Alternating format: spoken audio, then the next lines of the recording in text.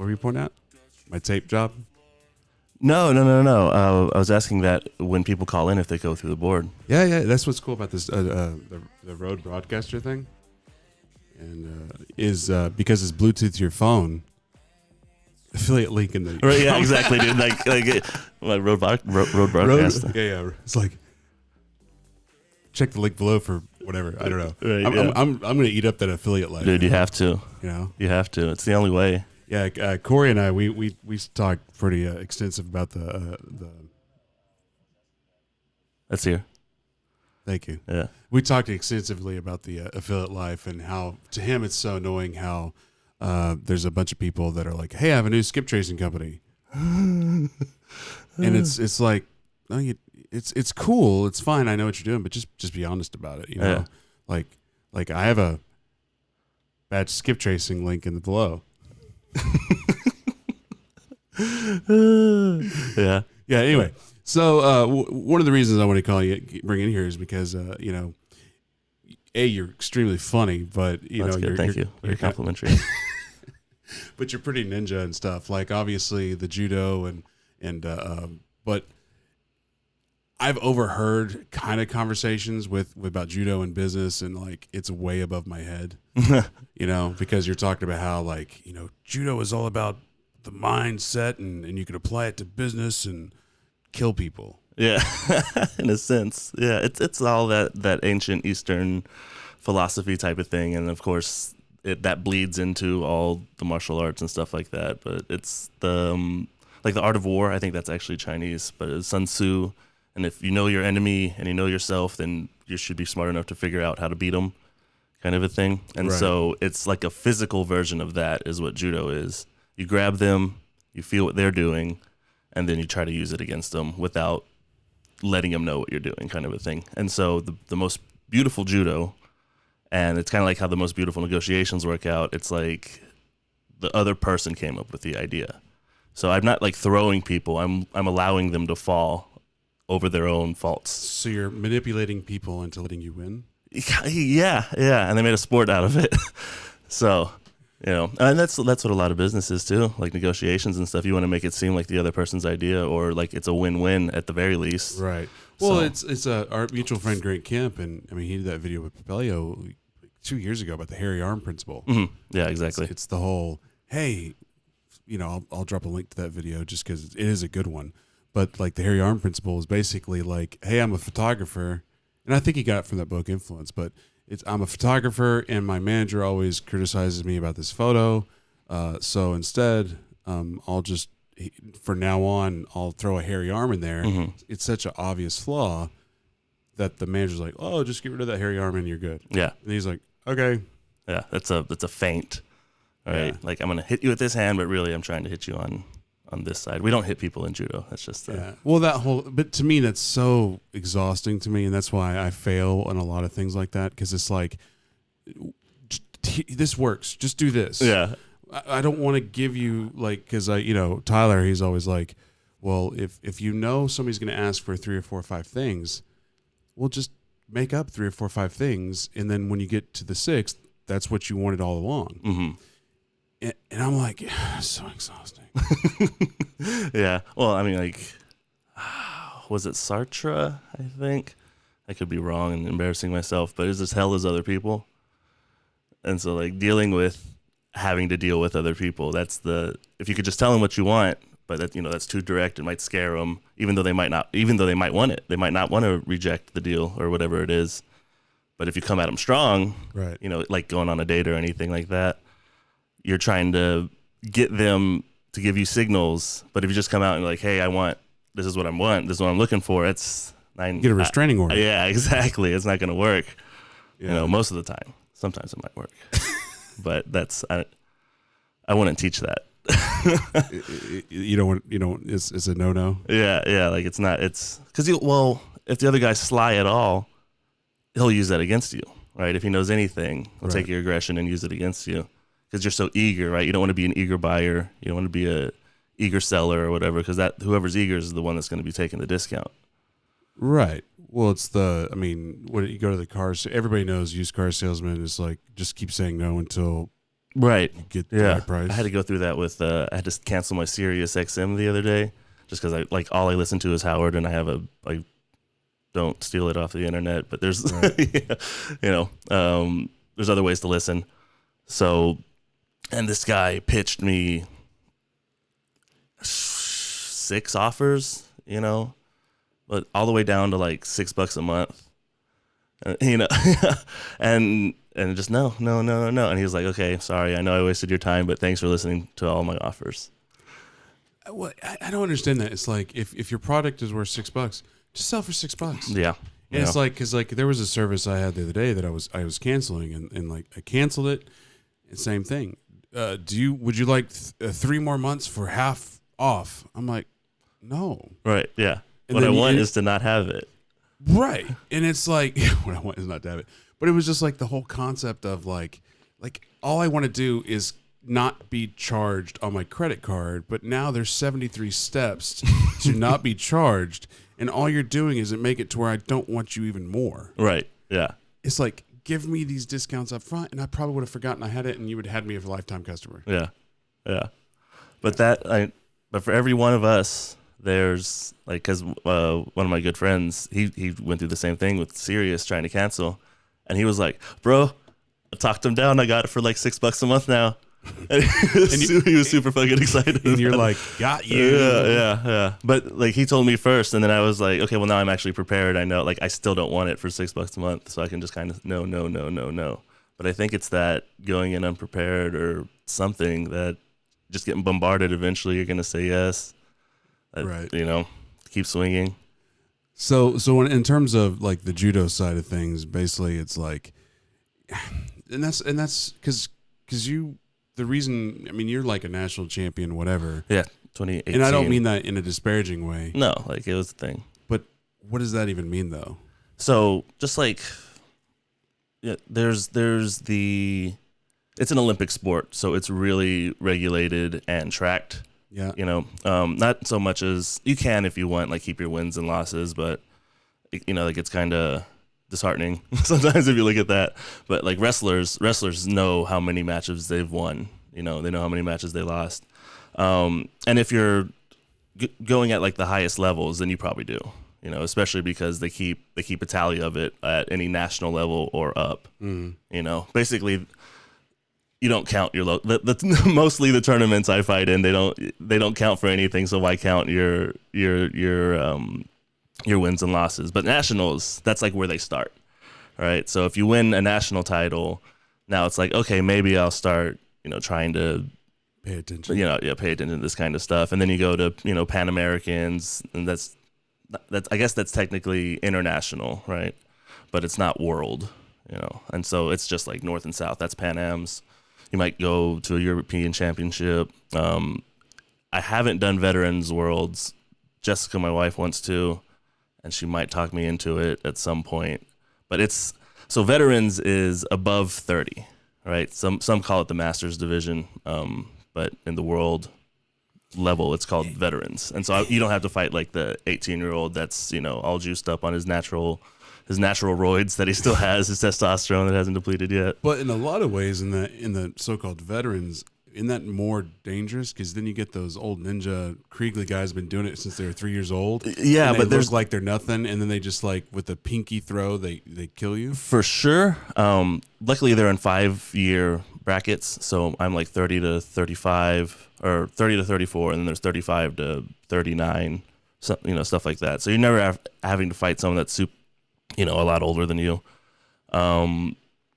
But also it's more of a game at that point. You understand that you're playing a game. You're not trying to like hurt the other person. One of the cool things about judo is it devolved and it made a sport out of something that was kind of like 2 steps above a street fight. Like people going into each other's gyms and challenging each other back in feudal Japan when they made everyone turn in their swords and stuff like that. And so a lot of the moves in that like old school Japanese jiu-jitsu stuff are like joint locks and stuff that you can't really put on gracefully. So all of a sudden, people's arms were snapped. People were breaking each other's arms and not telling each other the secrets, so no one would know how to block it or anything like that. So everyone was getting hurt. Yeah. So this guy Kano came in and he made a sport out of it. So it's all about off balancing the person. There's chokes. So that worst that can but they're blood chokes, not throat chokes. The worst that can happen is the person falls asleep. Stuff like that. And arm bars, those are probably the most dangerous. But that heals. One thing that fascinates me about you in the past, I don't know, year and a half since I've known you, is how disinterested you are in everything. Yeah. But except when it comes to like judo, you're obviously very passionate about it. It's very close to the vest for you. Like I could literally disrespect you on every single front of your life. Yeah. But when it comes to judo, it's like you're dead to me if you disrespect that era, that world. Well, there's like it's not a fight. You know what I mean? It's a conversation. One of the best things I ever heard, and someone told it to me at the grand opening of our school, and I can probably say it, even thinking about not saying it's stupid. But he says judo's not rape, it's seduction. All right, so it's hey, you think I'm over here, and I'm actually coming up this way, and you stepped wrong, and now you fell down, kind of a thing. More so than I'm going to impose my will. I'm going to be super aggressive. I'm going to, because the good judo person can use that against them. Mm-hmm. I think there was Mori Ushiba who did Aikido. Was the founder of Aikido. It kind of came from the same split. One went sporting to judo, and one went to almost kind of like a spiritual thing, right? So the Aikido guys are the ones that wear the big black pants, and they look like they're running at each other, but like kind of slow. And they grab each other's wrist, but with momentum. And then the guy uses the momentum, and he does like a little move, and the person gets flipped around and stuff. But how he says is two Aikido practitioners should never get in a real fight with each other because, it's for defense only. You can't get in a fight with Aikido because there needs to be an attack, and there's no attacks taught in Aikido. Right.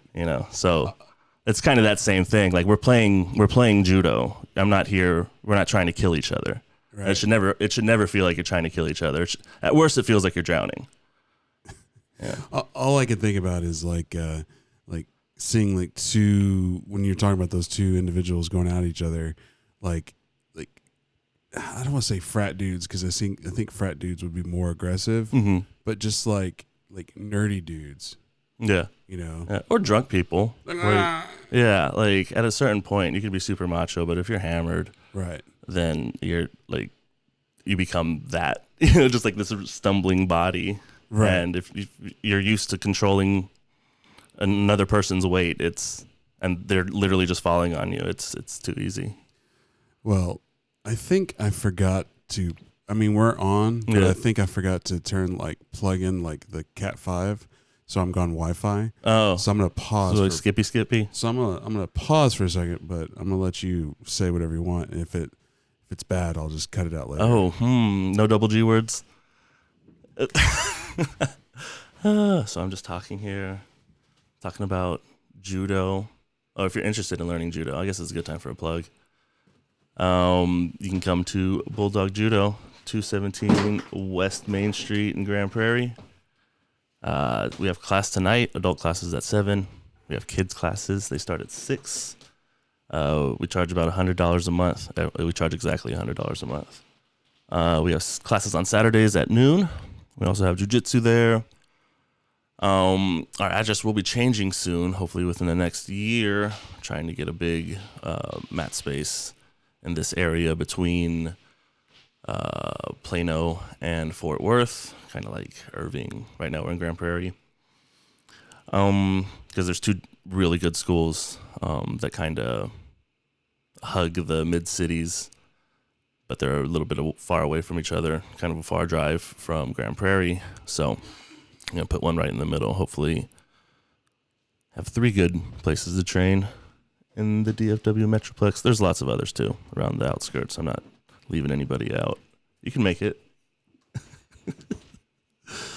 No one's watching anyway. That's true. Someone's gonna find this in like 10 years when we're famous.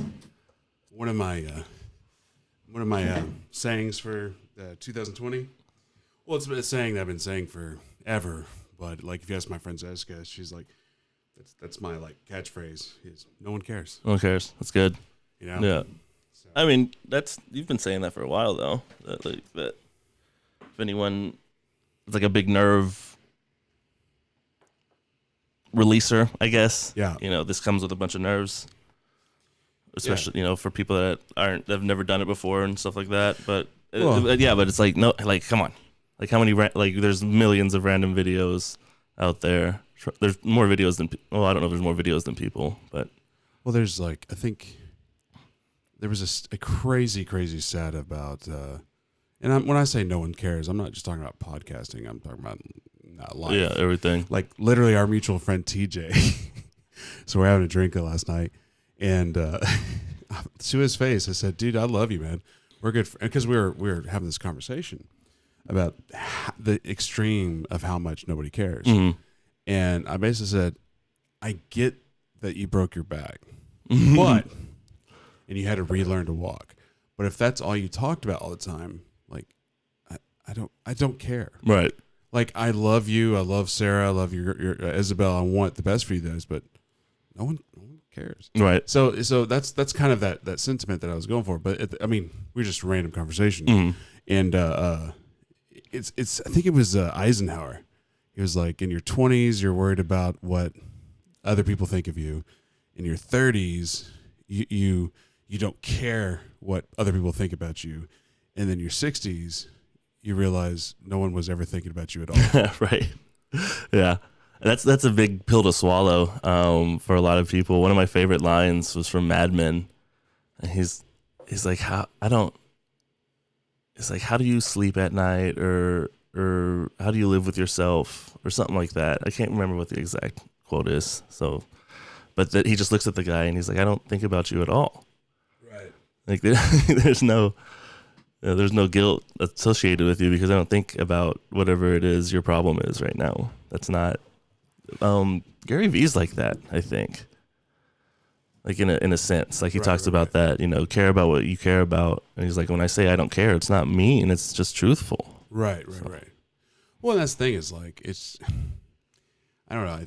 I think there was another thing that we came up for 2020. It's like, no one cares. And then the other one, apparently I wasn't listening because I didn't care, but it was profound. Yeah. It was profound, Tommy. Oh, I liked what you said earlier, but disinterested in most things.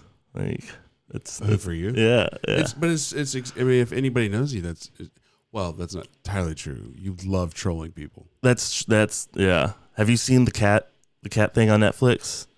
Don't fuck with cats. The guy that kills a couple cats and then he ends up killing his boyfriend. What? Yeah, it's good. Watch it. It's like a murder mystery, but the dude was like a massive troll. Like he put hints. Well, the bad thing about it was he videotaped himself putting like some cats in a vacuum bag. Like so this isn't a joke. No, it's for real. He for real was like killing cats. Yeah, and then posting them up, and Netflix made a documentary about it. Yeah. What's funny about this is there's several documentaries about serial killers and like Ted Bundy and all these guys who actually kill human beings. Yeah, but yet that right there, I had more response of killing cats than human beings. So most people had that response, like I believe it, including the like prosecutors, like the detective that was investigating it was like, oh man, those cat videos were so bad. But the one with the human, I was kind of used to it. But the cats, that was that. There was one where he fed a cat to a snake, like. And I'm talking to my wife about it. And I'm like, but you like people feed bunnies to pythons. Like, where's that line? But as I said that, we had rabbit at a restaurant like a week earlier. So. Well, but I think that's the problem about culture and society is you get so myopic in the way you view things. I use that word on purpose. Oh, nice. That's a good one. Hi, my name is Ryan. I have a 4-year degree that I got in 10 years. No, but it's like, because I lived overseas for a bit, and just even the few foods you eat are completely different. Mm-hmm. So, like, as Americans, we may look at Asian cultures, the fact they may eat dog or cat or whatever, and it's like, you got to eat meat at some time, Yeah. If that's the meat, that's the meat. Yeah, it's the cow thing, right? Like Yeah. India, right? India, yeah. How that is, so that's a real. It's crazy the cultural difference that across all spectrums, like language, food, just how it gets around. Like when I went to Japan a couple years ago, you're almost embarrassed to be an American.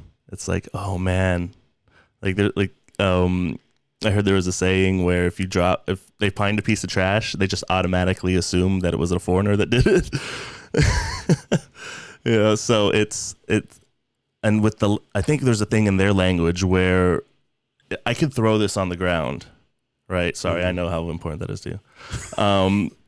It was the only thing breakable that I could see. And in the Japanese language, it's actually harder for me to say, "Hey, I broke this," than it is. It comes across more as like it has broken. Right. Well, that's one thing, and like I've learned years ago, and I don't even know if it's true anymore because I don't remember where or when I learned it. But it's the whole concept of like, and I don't know if it's China or Japan, and I don't know if that's racist because I can't remember. But it probably is. Everything's racist. Exactly. Yeah, right. But it was the whole concept of instead of worrying about blaming somebody or someone for a task that wasn't completed or broken or whatever, just fix the problem. Right. Stop fixating on the problem, stop fixating on who or what caused the problem. Let's fixate on solving the problem. Right.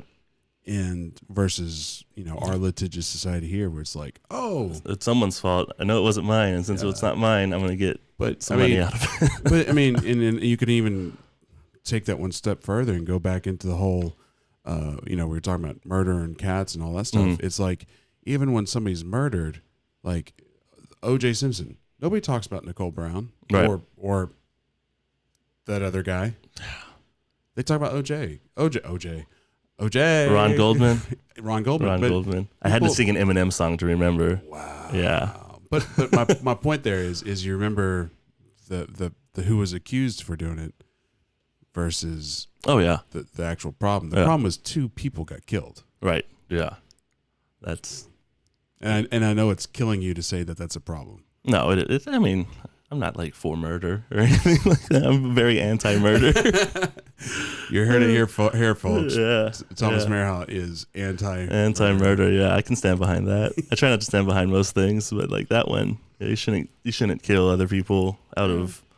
Where's the golden nugget button? Yeah, yeah. Don't kill. Don't kill anybody. Right? It's like killing is bad. Yeah. Man, what a weird thing that people do to each other. Because I'm sure animals kill each other, right? They have to, but you see a lot of them just getting like, I'm the alpha now, and then the other guy like skimpers away. Like you don't see like cold-blooded, like just killing of another thing out of, well, you can't see spite in animals, but like I can't think, like I watched a lot of nature shit. I can't think of, this monkey's gonna sneak in behind this other one, stab him in his sleep. You need a job. Yeah, I do. Yeah. You're like, it's like I don't need a job. I have a judo gym and I have a hot wife that makes a lot of money. Yeah, it's not good. It's not good. That's why I'm going out with TJ tomorrow. Are you? Oh, yeah. It's like you just I need to get you a shirt that just is like a big black. It's just a black shirt with the bold letters in white and just says apathy. Apathy, right? Because everybody's like, the obey or grind or hustle or whatever, and yours will just be like apathy. Yeah, apathy. Make apathy great again. What are those? The Supreme shirts, right? That's something. Yeah. Same concept, but it's just. I like it. Check for my Shopify account below. Right?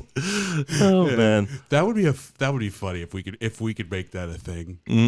It'd probably sell. There's like a what is it? Spencer's, Hot Topic, both of those places. They have some pretty lame shirts that I have spent a couple bucks on before, and I've never worn them because like I bought them because they were funny, and then I'm like, I'm gonna wear this somewhere and it's gonna be funny.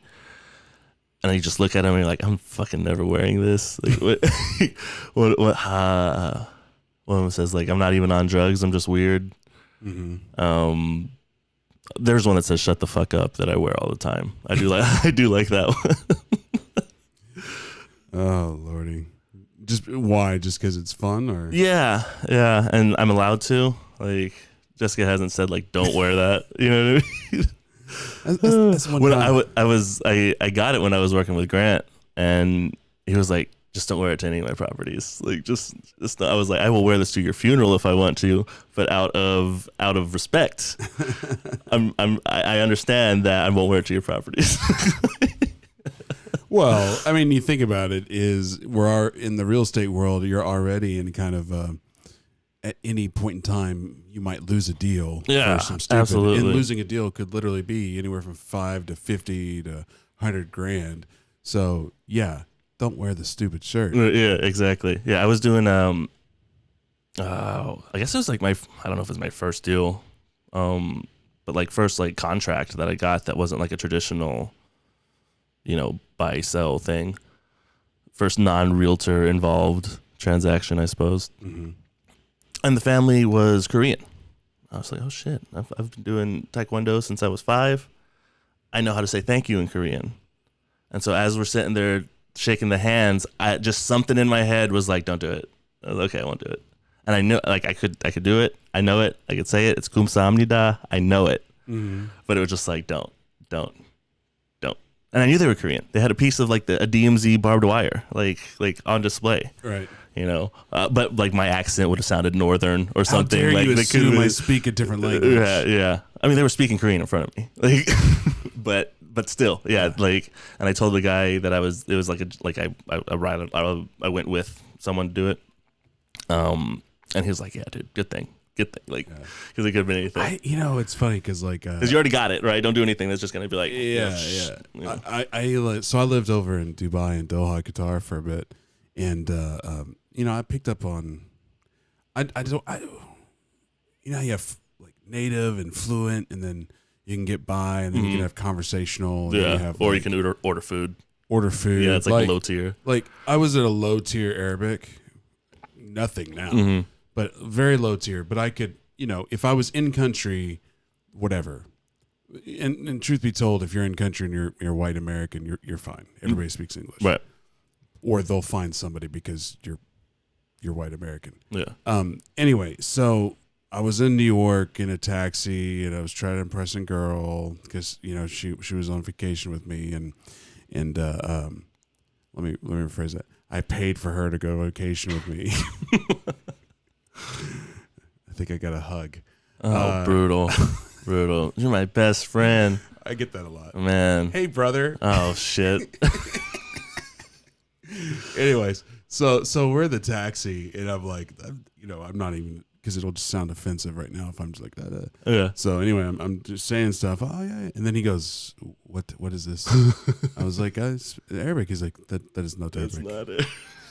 But it was like, because again, it's like anytime I try to do an Arabic accent, I just sound Russian or something. It's like, what is this? Yeah. This is not Arabic. Anyway. I've noticed that there's like a fine, like with anything like flirting or anything like that, there's a fine line between I have I speak your language really well and I'm being racist with my accent. But like you said very early on, everything's racist. Oh yeah, exactly. Yeah. Exactly. So like I think that's why like Trudeau gets like there was like a picture of him in blackface, the Canadian Prime Minister, like when he speaks French, he does the full on, like the full, like the whole thing, he does it. But he's handsome, so he gets away with all that shit. You know what I mean? So yeah, I think that's the thing is like, just if you want to be racist or sexist or do inappropriate things as a Hollywood producer, be attractive first. That's another golden tip. Yeah, that's important. Or like what all those things that they like. If you want to do stuff in front of people like Louis C.K. or just, I guarantee you, if Harvey Weinstein didn't look the way he did, well, yeah, fucking what was it, Ted Bundy? Yeah. yeah, he was able to lure people in and kill them. Yeah. Yeah. It's fucking Aaron Hernandez. Yeah. Have you seen that? I watched the first 2 episodes last night, and I remember, I don't. You can bleep this later if you want. I don't care. It was a tweet, and she's like, "I don't care if he killed 2 or 3 people. He can murder this pussy whenever he wants."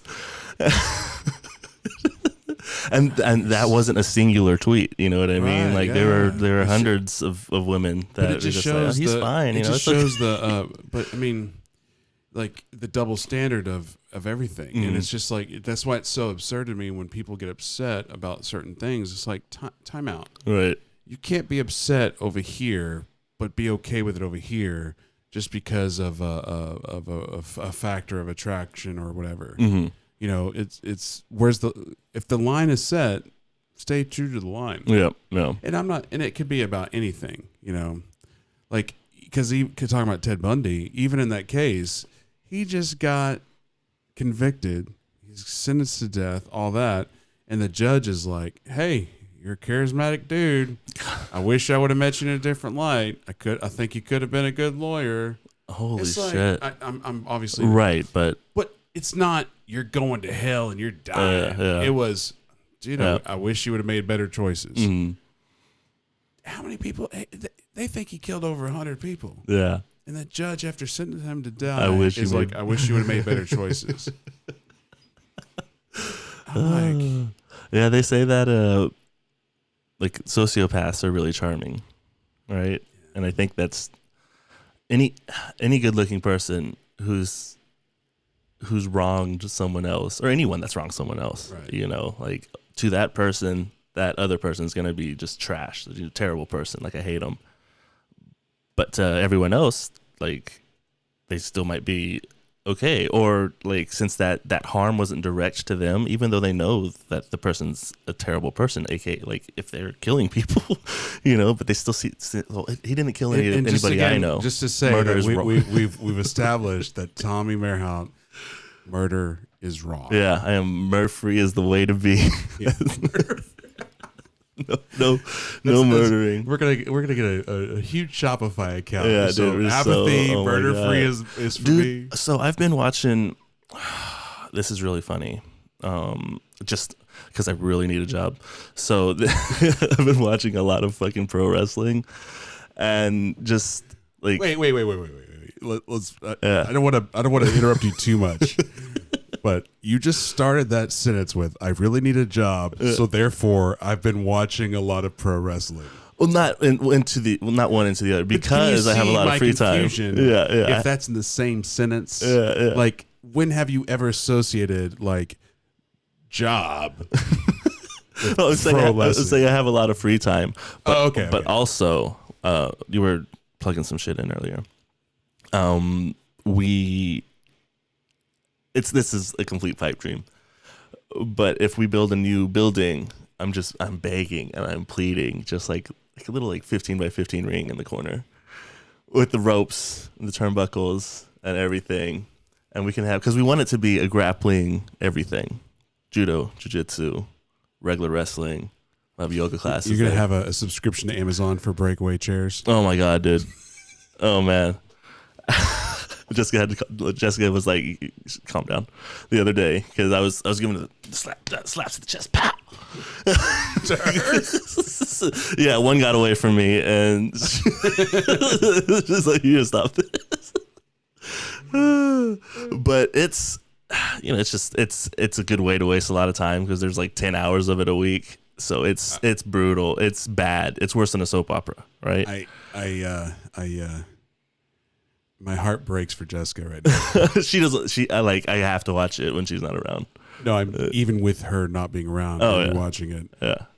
Like, because to me, and luckily this is a brand new thing I'm doing, so it's not like there's viewership yet. Because otherwise, I might get a lot of haters from the wrestling community. Oh, you're gonna get them. I'm gonna bring them in. Hey, a view's a view. Bring it.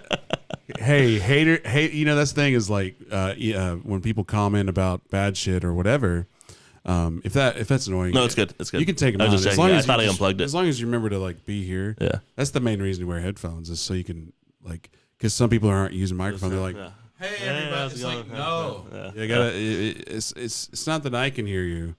The people. The whole point of this. So anyway, tangent. You need a sign right there that says "Get on the fucking mic." Yeah, they'll let them know. Yeah. Or stay on topic. No. Well, again, that's the whole point of this. Is if you don't want to stay on topic, who cares? Yeah. Because we're bashing wrestling. How dare you? No, but it was just like,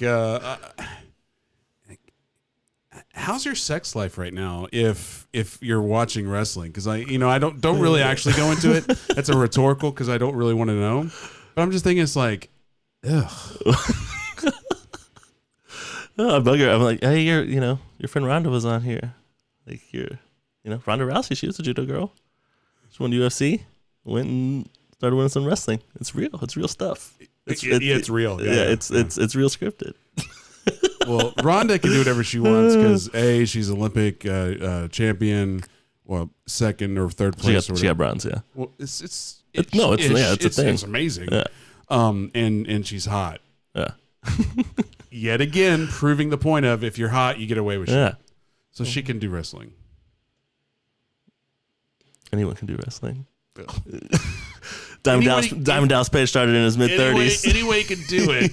But the question of the day is, should you watch it? And again, even if you want to watch it, like if somebody invited me to go to a thing, yeah, I would love to go. I've never been before. It's a great experience. Royal Rumble is this Sunday. Royal Rumble. There we go. Here, I fucked it up. Do it again. Yeah. Royal Rumble this Sunday. 7 pay-per-view, I think. I don't know. Maybe 8. Royal Rumble. 7 p.m. this Sunday. Yeah, I used to watch it all the time when I was a kid.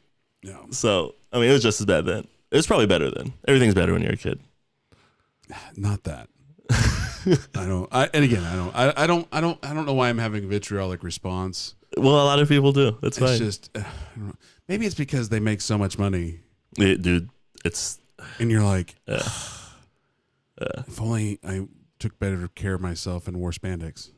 Dude, they're so powerful. In the 2000s, maybe, Vince McMahon on TV dropped an M-bomb with a soft A, not a hard R. But, yeah, because he was talking to John Cena. Like M as in Mary? As in, yeah, canceled. Yeah. Yeah. So no one cared. No. Well, he was talking to like the John Cena dude who was he's like a white rapper. Yeah. It was his shtick. And they were talking hood back and forth to each other, and he just drops an M-bomb. And then he walks past one of the black wrestlers. And the dude's just like, he didn't. Did he? He didn't. And that dude's still around. So it's like money, right? It's not even that. It goes back to, and I had this conversation with Corey Thompson, who we went on air. We talked about this like 2 months ago, and it's nothing bad or anything, but because Corey is one that and we did a podcast a couple days ago, but Corey's one that he's kind of in that canceled culture, social justice warrior. Wait, which one? Like, in the sense that he goes after people a lot. He sets out traps. He's been setting out traps. He did that the other day. Hey, what happens if you file? Like, what are some risks if you file a memo? Yeah. And he like just kind of putting it out there, like and it's.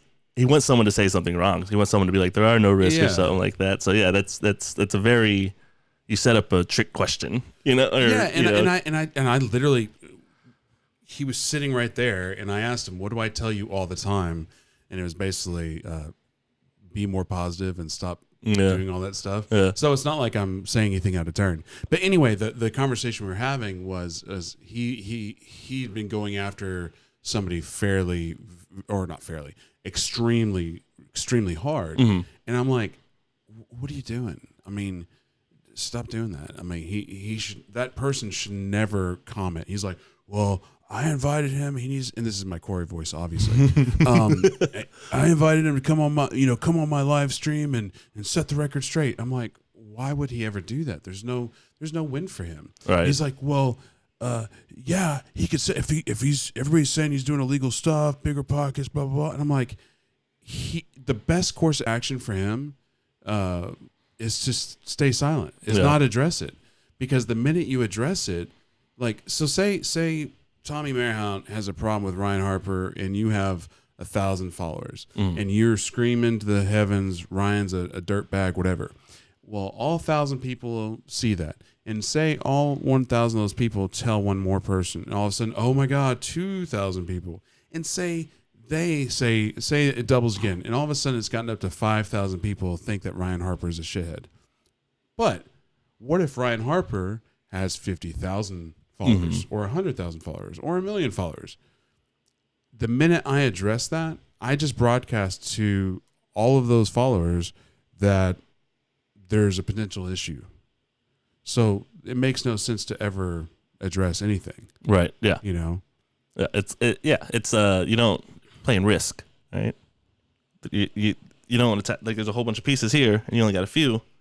You don't attack that. You know, as just as your cause may seem, or as just as you think your cause is, you know. Right. So you have to pick your battles, and that goes back to judo, right? Like one of my kids, he won. We put him in picking battles. This seems like a juicy topic. We put him in two divisions, and it can be whatever.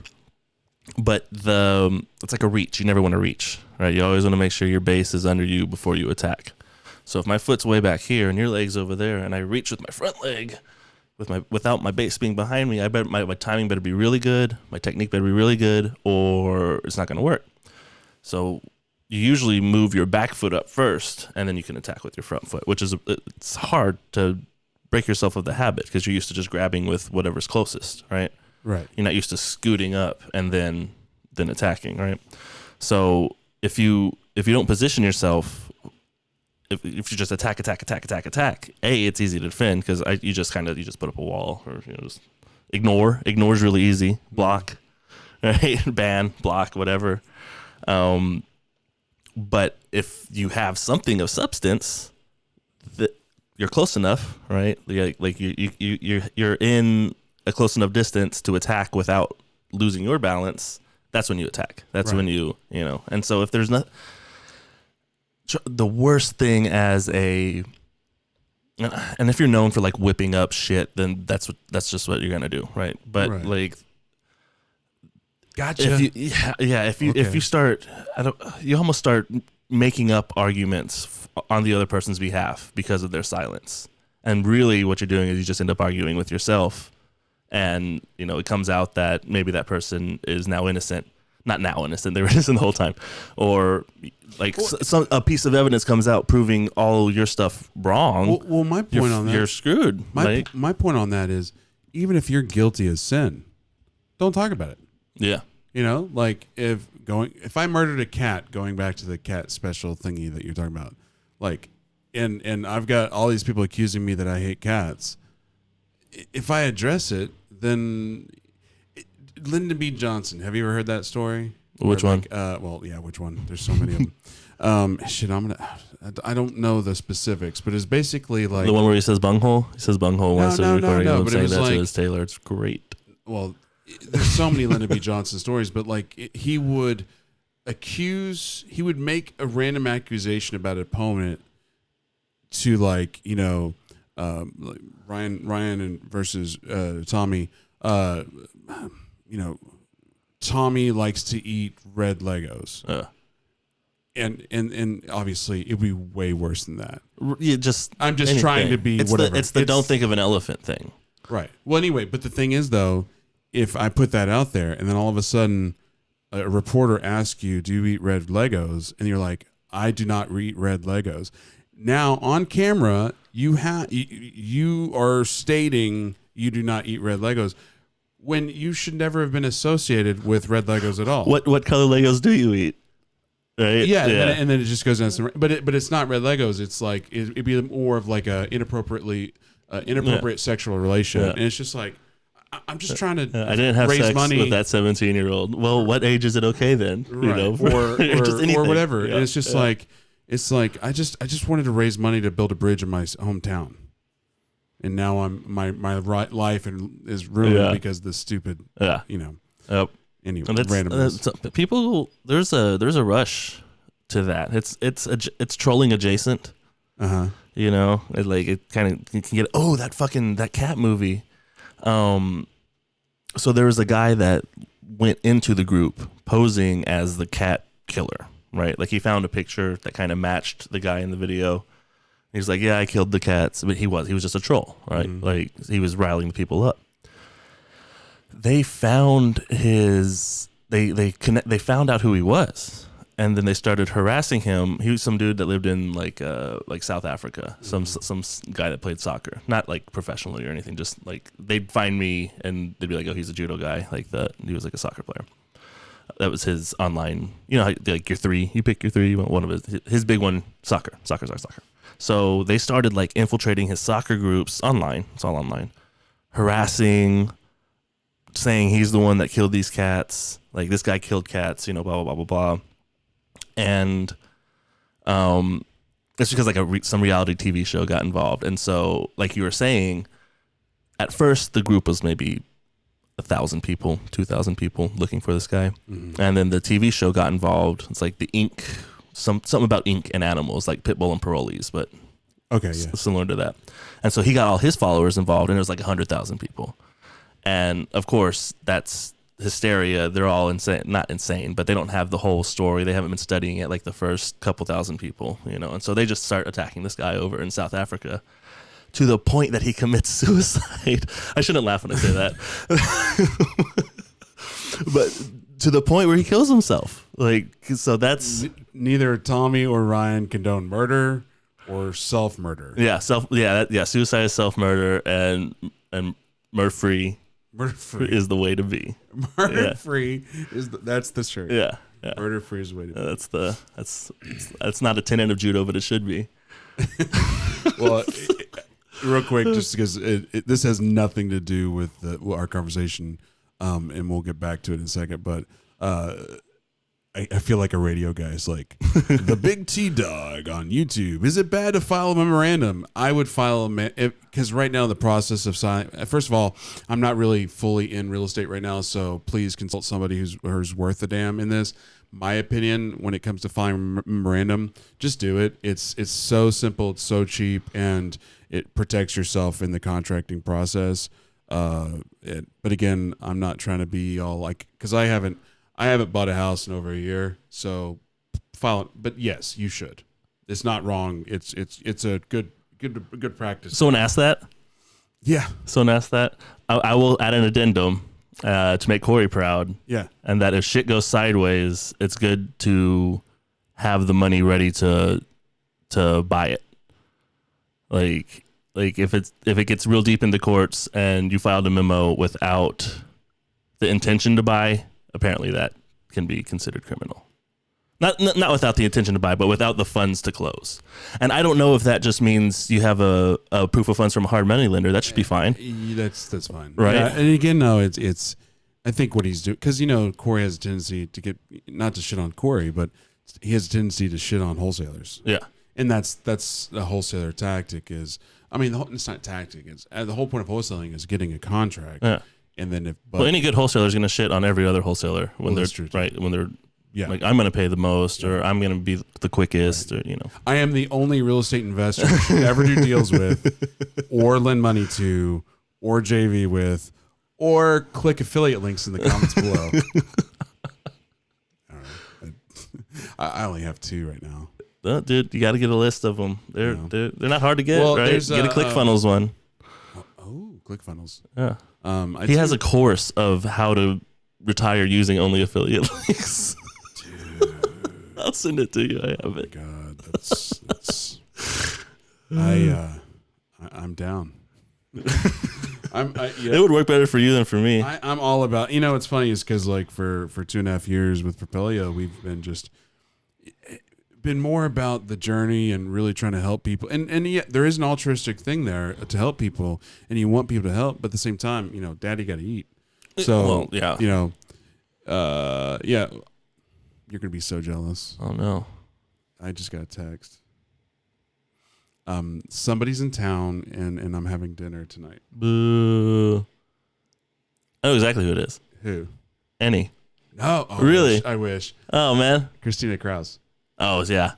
She, I know you love her. She's amazing. She's great. I'm She's actually going great. to try to get her in Like here. I loved her. Yeah, dude, do that. Do that. yeah, of course. No, for sure. Yeah, because she's great Yeah. No. So we were talking. Well, speaking of Annie, and smart. Yeah, but like I have two affiliates right now, so that I'm working on. I've got myskiptrace.com, Mm-hmm. which is my redirect for batch skip For batch, tracing. yeah. So, but again, I'm not a skip tracing company. To piggyback on our conversation with Corey, but then also I'm really proud of this one. Trypropelio.com. Nice. Yes. Yeah. So those are my two affiliates. Nice. Yeah. Try propel. That's good. Yeah. Instead of just like a gross link up there, you have like one that you can kind of remember. Yeah. Well, that's the thing is like, because typically on any affiliate, it's website.com/123. Right. Yeah. Exactly. Harper. Right. Whatever. And I'm like, that's if I'm trying to plug something, or if I'm trying to like, hey, go to this. I'm not trying to be. We're talking about it, so it's not like I'm being secretive about it. Right. It's just looks sexier and it's easier, and if somebody can write it down, they can write it down. Mm. And it's not that big. A deal. like in my head, I'm seeing like the two sides. Like I don't want you to promote. I don't want people to think. Well, I guess Propelio's in the name. That's fine. But what is it? What was the batch skip one? My skip trace. Yeah. Like if they wanted their brand, like I want batch skip tracing to be the name that everyone knows, and shit well, like that.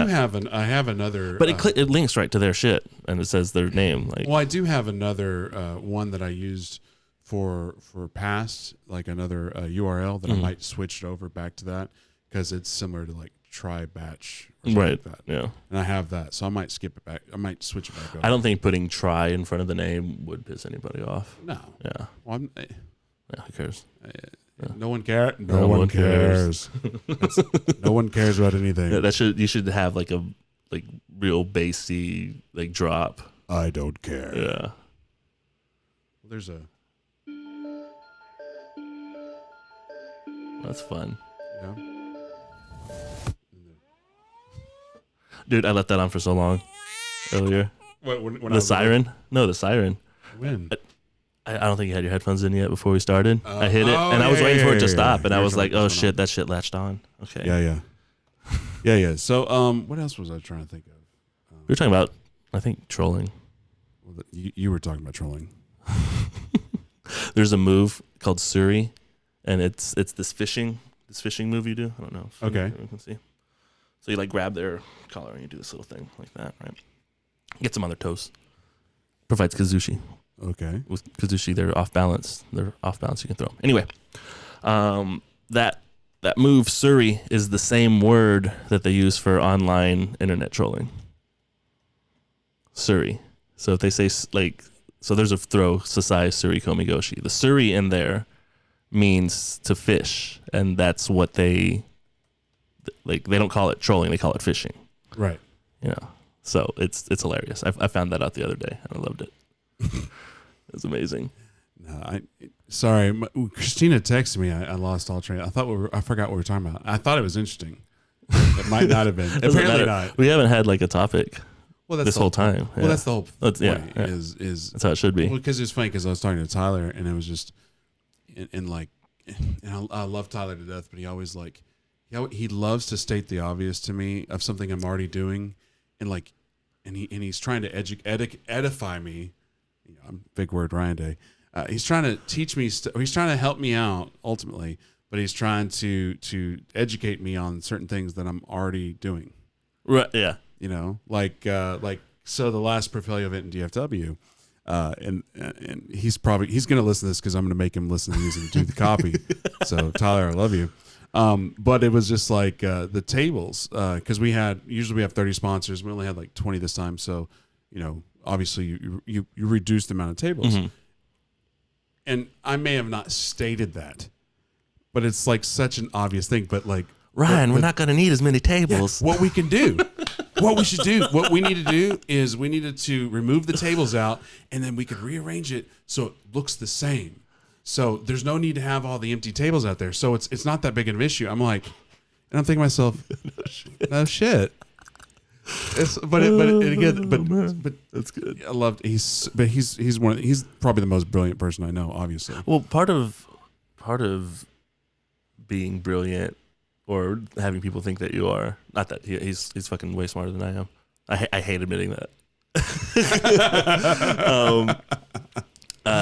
Is just saying the shit that other people might know or might think they know, or that you'll assume that they know, but assuming that they know it might bite you in the ass. Well, that's the thing is that's what Tyler's been trying to get me to do for the past 2 years is like, you need to write this shit down because it being all in your head serves no one. Right. And it anchors you to do all, like, cause even at the studio, like that whole setup and everything, it's like you got to the point where you were doing pretty much 98% of it.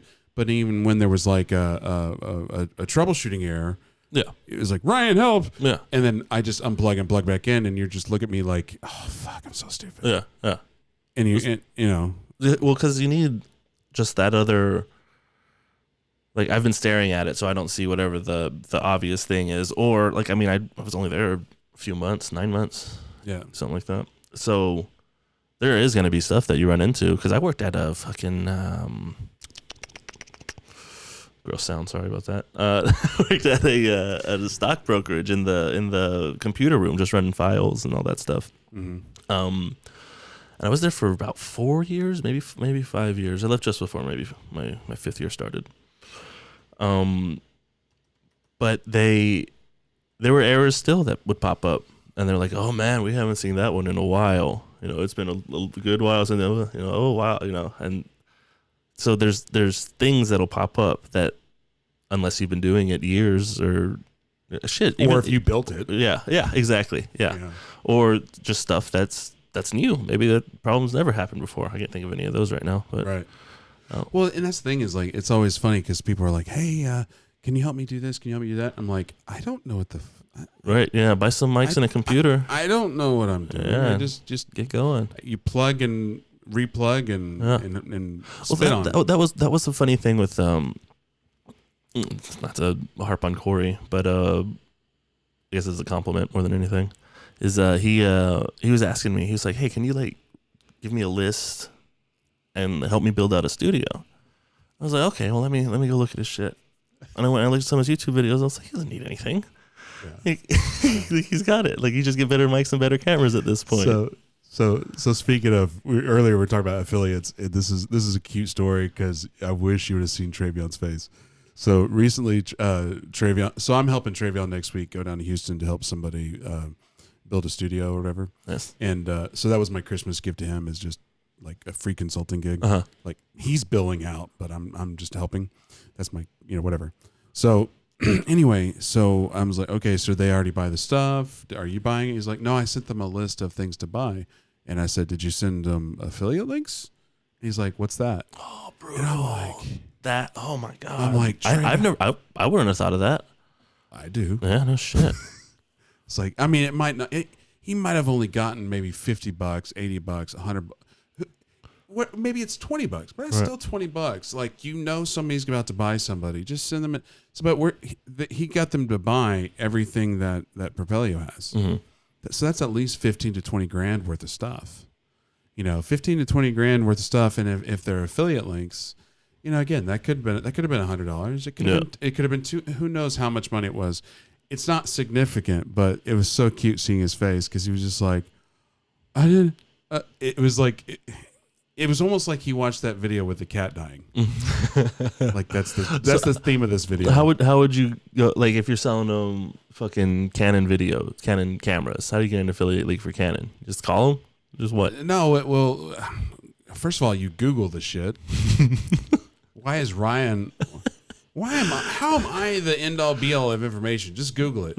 Anyway, but Google University is what they say. No, like, so for Amazon, you could just type in Amazon Google Amazon affiliate, and then once you become an Amazon affiliate, then you send them an Amazon link. That's your affiliate link. You do a and then I don't know what I'm doing, but you go and you do a product search, and then you get your link. That makes sense. And then that's the link. See, in my head, I'm like, you're going to Canon itself, and But yeah, Amazon maybe Amazon Canada made has it that. made it easy. You don't need to. That being said, I've been doing affiliate shit with Amazon for like almost a year, and I've maybe made $50 total. Do you need that? I guess you don't need like a seller's account for that. I don't think so. Yeah, because that costs. That's like $40 a month. So that's another thing. I have a shit ton of Star Wars toys. And so like I have to figure out a way to sell them. I'm sensing a theme here, like Star Wars toys, pro wrestling. I don't have a job. Yeah. I've been playing lots of video games. Well, I haven't been playing any video judo games. gym, but I mean that's your life. That's not really a job. Yeah, I do that anyway. So I've been like taking pictures of all these toys that I've had since I was a child that I've never played with. They're all still in the box and stuff. Like I got to like stare at them. I think that explains a lot about you. You had all the toys, but you never got to play with them. Yeah. So I just told myself I didn't want to play with them, and I don't want to play with anything. So that's been fun. Whether figuring out to like list them on eBay or just find there's 2 stores around here that's one thing might that, buy them like, whole. That like, Daniel got me into is Daniel Moore at Propelio, trypropelio.com. But which was like, because I've always been like new. Like even in college, I didn't want the used textbooks. I wanted the new textbooks because used was like, ugh. Yeah. Not that I have money. It's just like the kinetic feel of just used is gross to me. Right. Like used anything. But he turned me on. He's like, there's it's the same thing. The only difference is you're paying $2,000 less. Yeah. And then I was just like, okay. So then I got like, so these microphones, they're all eBay. You know, and I'm saving $200 each. So these are like $450 each. I think I paid like $200 each for them or something. So sounds the same to me. Yeah. I'm assuming, I don't know. I've never had anything new. Yeah. I think for the first time I bought a new car. I bought Jessica a new car. Jessica bought herself a new car. Yeah, like and it's like, how do you buy a new car if you ain't got no money? Yeah. And then and then I got a nicer one that was 3 years older. So it's like doesn't like hers. I think hers is better maintenance wise. Hers is better because it's a lease. You just take it back up there. It's still theirs, right? I think something like that. I don't know how leases work, but they're going to take care of it for the 2 years that the lease is up, or 3 years. You know, I don't have to worry about anything. The overall point I was trying to make is just that, you know, there's nothing wrong with used. No. I mean, if it's still nice, who cares? It's the eBay life. Yeah, so you need to realize that with women, and maybe you'd have a girlfriend by now.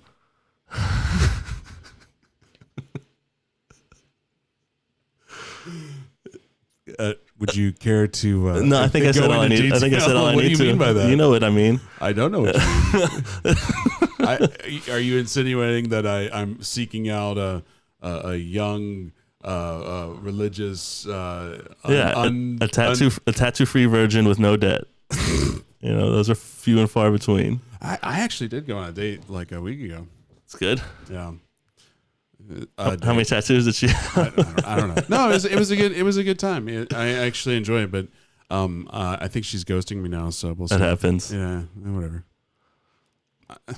Yeah, they're rough. Yeah. Anyway, all that's degenerate anyway, right? Yeah. Sexual gratification it's a trick. It's a trick. Yeah. It's a ploy for your chi. Yeah.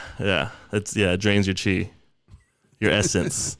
Dude, so I was reading this oh my god, what was it? Like harnessing I can't even talk about it. Like harnessing the 5 cosmic forces. Like it's like a Taoist like chi move. Like I've had it for years. And I finally opened it and it's hilarious. Oh my god. It's like you absorb the creation energy, the same energy that created the earth, you can use to create things that will solve your problem. So you know how earlier I was saying I have 2 things I'm living by for 2020. Yeah. Which is, one is no one cares, and I forgot the other one. Yeah. In this conversation, got there. I remembered what the other one was. Oh, okay. 99.9999% of people are stupid. Yeah. And thank you for letting me get there. Yeah. Dude, it's amazing. It's because like they'll like this like I'm not doing the proper pose, right? Like I'm not super I read it. So it's like you get in these poses, and like this one, or like that one, and like this one heals your liver. This one fixes your kidneys. So it's amazing. And they have little pictures of the guy like standing on top of the world, like pulling in space energy and shit. It's great. So there's somebody I know. What I don't think I've ever met. I don't know if I've ever met her in person, but she was a individual from the CrossFit Big D, Chase Ingram's gym. She doesn't work out there anymore. She got into the like powerlifting, whatever. Mm-hmm.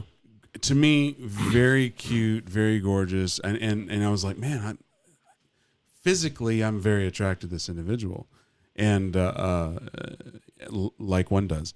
And anyway, so but for the past 2 years, then she started getting into like crystals and all that stuff, and it's just like, and I'm not. Who am I to judge? I don't know anything about it. I don't think it's, I don't. She's never gonna watch this, but I think it's wacky as shit. Yeah. And anyway, she's actually like Instagram famous ish now. Like she went viral because she started. Do you know what sunning is? Yeah, where you show your taint to the sun. Yeah. So she fucking. So she went viral for doing Instagram posts and stories about sunning, and now she's living that affiliate lifestyle by selling, random Amazing. crystal stuff, because she has like, I don't know, 20, 30, 40, 50,000 followers now, like overnight. Yeah. And it's just like, and it's because she's very attractive and she's into crystals and sunning. Man. Yeah. You got to find. This goes back to earlier about what you're talking about. If you're attractive, you can get away with that. Yeah. If it was me doing that, no one would ever follow, and I would end up in prison. Mm-hmm. What are you doing, showing your bum in public or in your backyard? Someone was doing that. I want to say it was like, I don't think it was Alec Baldwin, but it was one of those names. The guy that played Thanos. What's his name? Josh Brolin. Yeah. He was in the Goonies. He was in the Goonies. Yeah, I don't. That's before my time. Thank you for joining the podcast. He was the older brother. Okay. He was the red bandana. Yeah. Okay. All right. Oh my God. Well, I just realized that Sean Astin was on one the other day. Oh my God. Yeah. Did you know River Phoenix died? Wait, was he even in that one? I don't think he was in that one. Again, I just want to declare that this is a self-murder is still murder. Yeah. And we do not condone that. Are we going to throw ODing into there? Was it ODing or was it self? Oh, did he kill himself? I think so. Okay. Yeah, that's bad. You shouldn't do that either. Of course not. It's horrible. If you slip while you're doing the belt thing on the door, that's different. That's, don't knock it till you try it. What were we talking about? Josh Brolin sunburned his asshole. So hopefully, this is like the fifth. I think this is the fifth podcast. So hopefully, if somebody's listening or watching, because if they're listening, they probably start, episode 1, episode 2, episode 3. But if they're watching on YouTube, they just watch a random video. So I'm not too worried.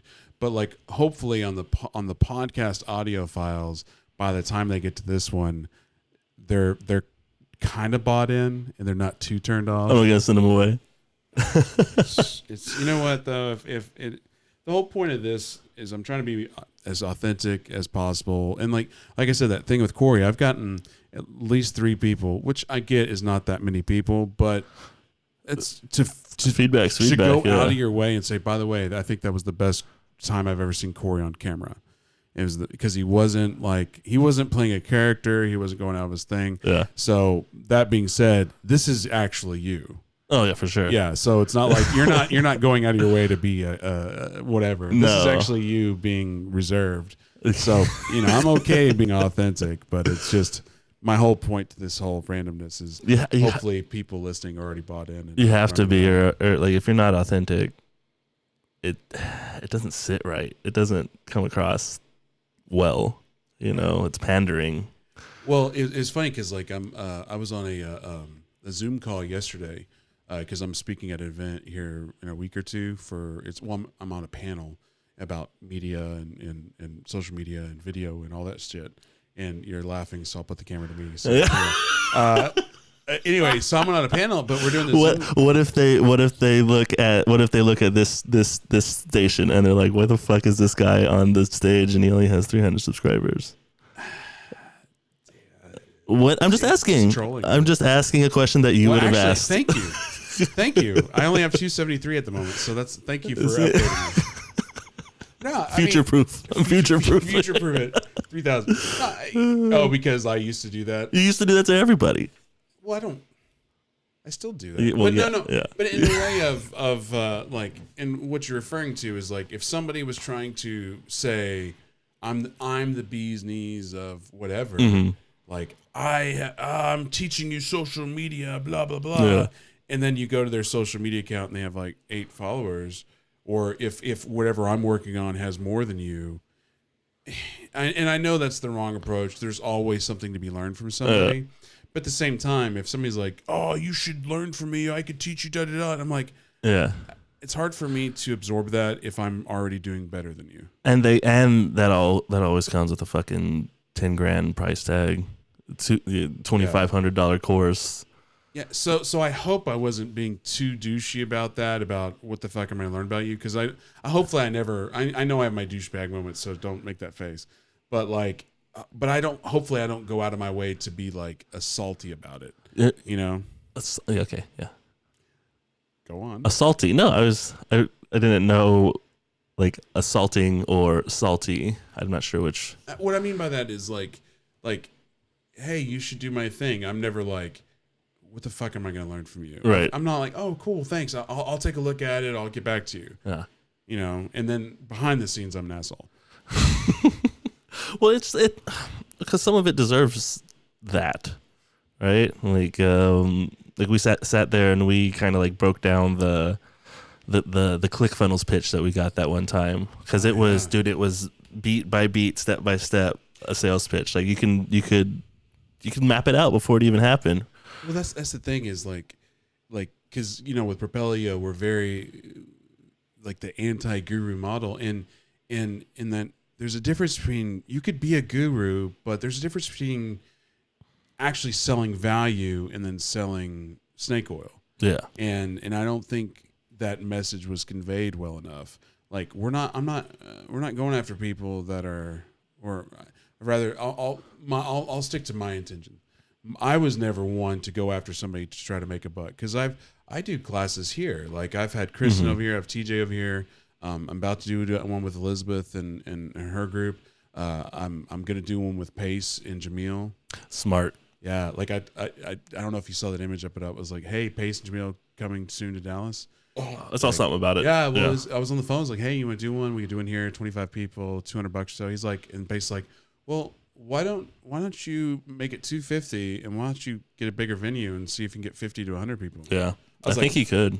I'm like, he's pretty entertaining. So you're giving me permission to go bigger? He's like, absolutely. I'm like, okay. Yeah, yeah, he could do it. Message received. Jamil, like those two on that was one. I'm sure they've done a million interviews together, but of the ones that I was a part of, like recording and stuff, shit like that, like that was like value and entertainment, right, at the same time. There's a thing there where he was like, man, if all of it was Jamil that said this, if you keep running into problems, or like you keep getting screwed on a deal or this deal or that deal, or like stuff's just going bad in your life, like you just can't catch a break, you're probably the asshole. Oh. So going back to why is Ryan single? The mind's an association machine. You made that association. I did not. I'm sure it's still plugged in there. It's okay. Nobody's watching. Yeah. I'm watching. That's good. No. Oh shit! I should have my phone over here. We could have had 2 watchers. No. Yeah. That's true.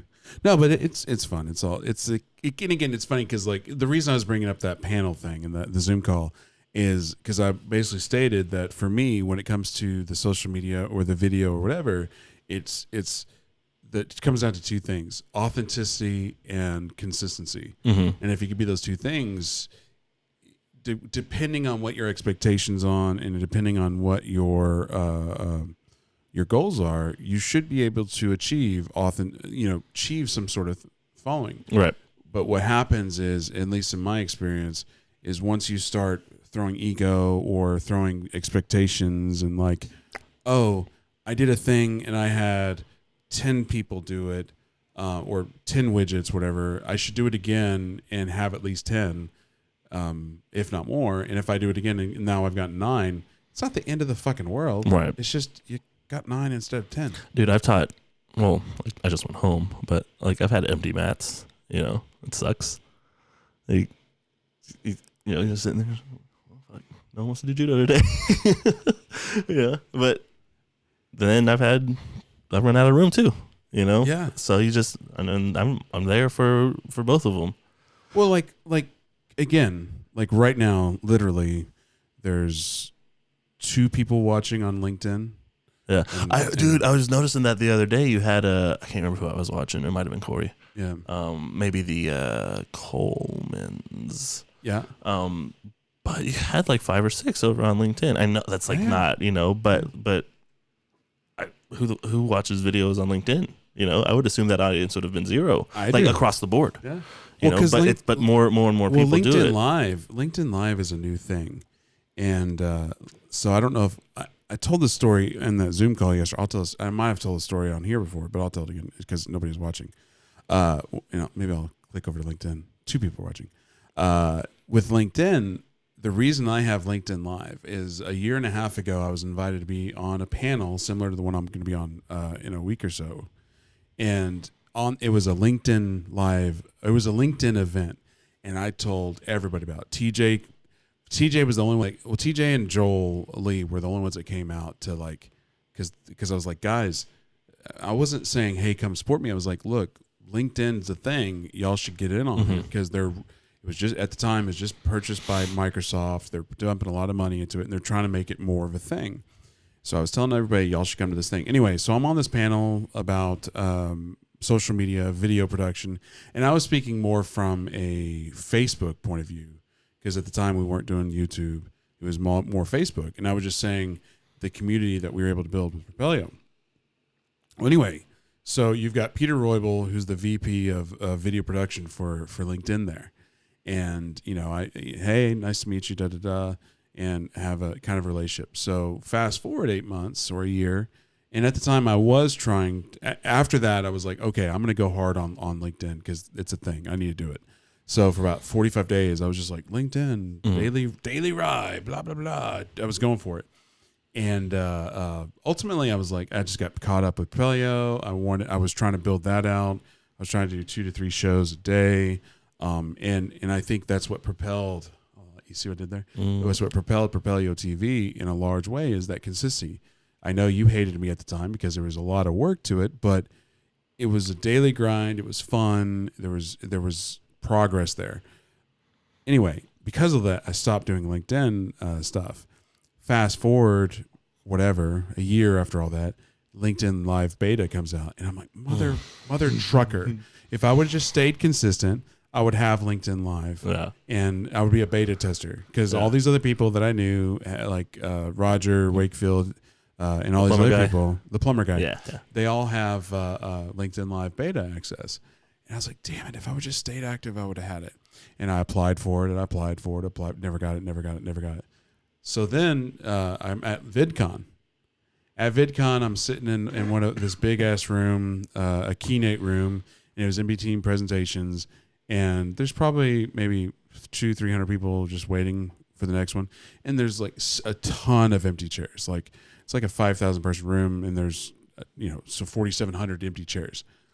Who's sitting directly in front of me in this empty room? Peter Roybal. So I'm like, Peter, what's up, man? He's like, hey, how are you? I was like, oh, I'm good, man. Hey, how do I get that LinkedIn Live? Just shoot me an email. Nice. What's your email? Beautiful. 2 weeks later, I have LinkedIn Live. Nice. And it's just like, so I tell this story on the Zoom call, and because there's another influencer who's like, and he looked at me like he was just pissed. Right. Yeah. You like, leapfrogged. Yeah. Yeah. Because and then somebody else was like, you just apply online. He's like, I have 4 times. No, bro, you just gotta just contact Pete. You gotta manifest that. Yeah, you just gotta manifest. Yeah, you gotta take that energy out of the cosmos and put it into an email address. But I think the nugget there is going, the video, the social media is nothing if you don't apply it somehow. You don't, take this over here and take it to something else. Well, it's also that immersion thing that you talk about, or you have talked about. There's a video out there somewhere of you talking about immersion, where you get into you're getting into something new. What's the best way to break in? Just fully just dive deep into it. And so you took proceeds that you had got from a sale of something, and you dumped them all into, I'm going to fucking VidCon. I'm going to VidCon. That's what we're going to do. We're going to go to VidCon. And it's the full immersion thing, right? Like, if you weren't trying to be like to put together 2 parts, like consistently immersed, right? Like, you go to those things often, talking and also just attending, you know what I mean? And it's because of that now you have your LinkedIn Live. And if you weren't that into it, you would have never gotten that. You might still be sending, you might be on your 10th application by now. Well, yeah. Well, this thing is, in the real estate niche, like, LinkedIn's it's not utilized. Yeah. But it still could be. But you don't got weirdos on there posting up their house for sale that you can kind of come scoop in. Just some random Sally or Jane seller or Joe or Jack maybe out there. Just house free. I don't think that happens. No, but no. The social media, the video stuff is funny because there's so many people that are like full of crap or full of shit. Yeah. And I say it all the time. I've done like at least 3 separate videos. I've done a couple for Propelli, and I've done several for myself that are like, everyone you meet's full of shit, and not in a disparaging, not in a angry or like an attacking way, but just it's okay. Just realize it's all good. It's not that big a deal. Right. So, like, for me, that's why I'm always like, people, my friends get mad at me for being too self-deprecating. Yeah. But I think, to me, that's the humor I have, is self-deprecating humor is funny to me. And they're like, no, but that's why you're single. Women like confidence. I'm like, I'm pretty confident. Right. Yeah. I just enjoy that humor. My jokes are, So, but anyway. But that's also like like those pickup artist thing, like the nagging, right? So you have to find a way to still be confident, and then use other deprecating humor instead of something. That's hard though. That's hard though, and that's good for like one night stands. I think that's good to build a relationship off of. If you want to get and this is going to sound so sexist, but if you want like somebody to love you, just like I don't care what anybody else says. I love the way your hair looks.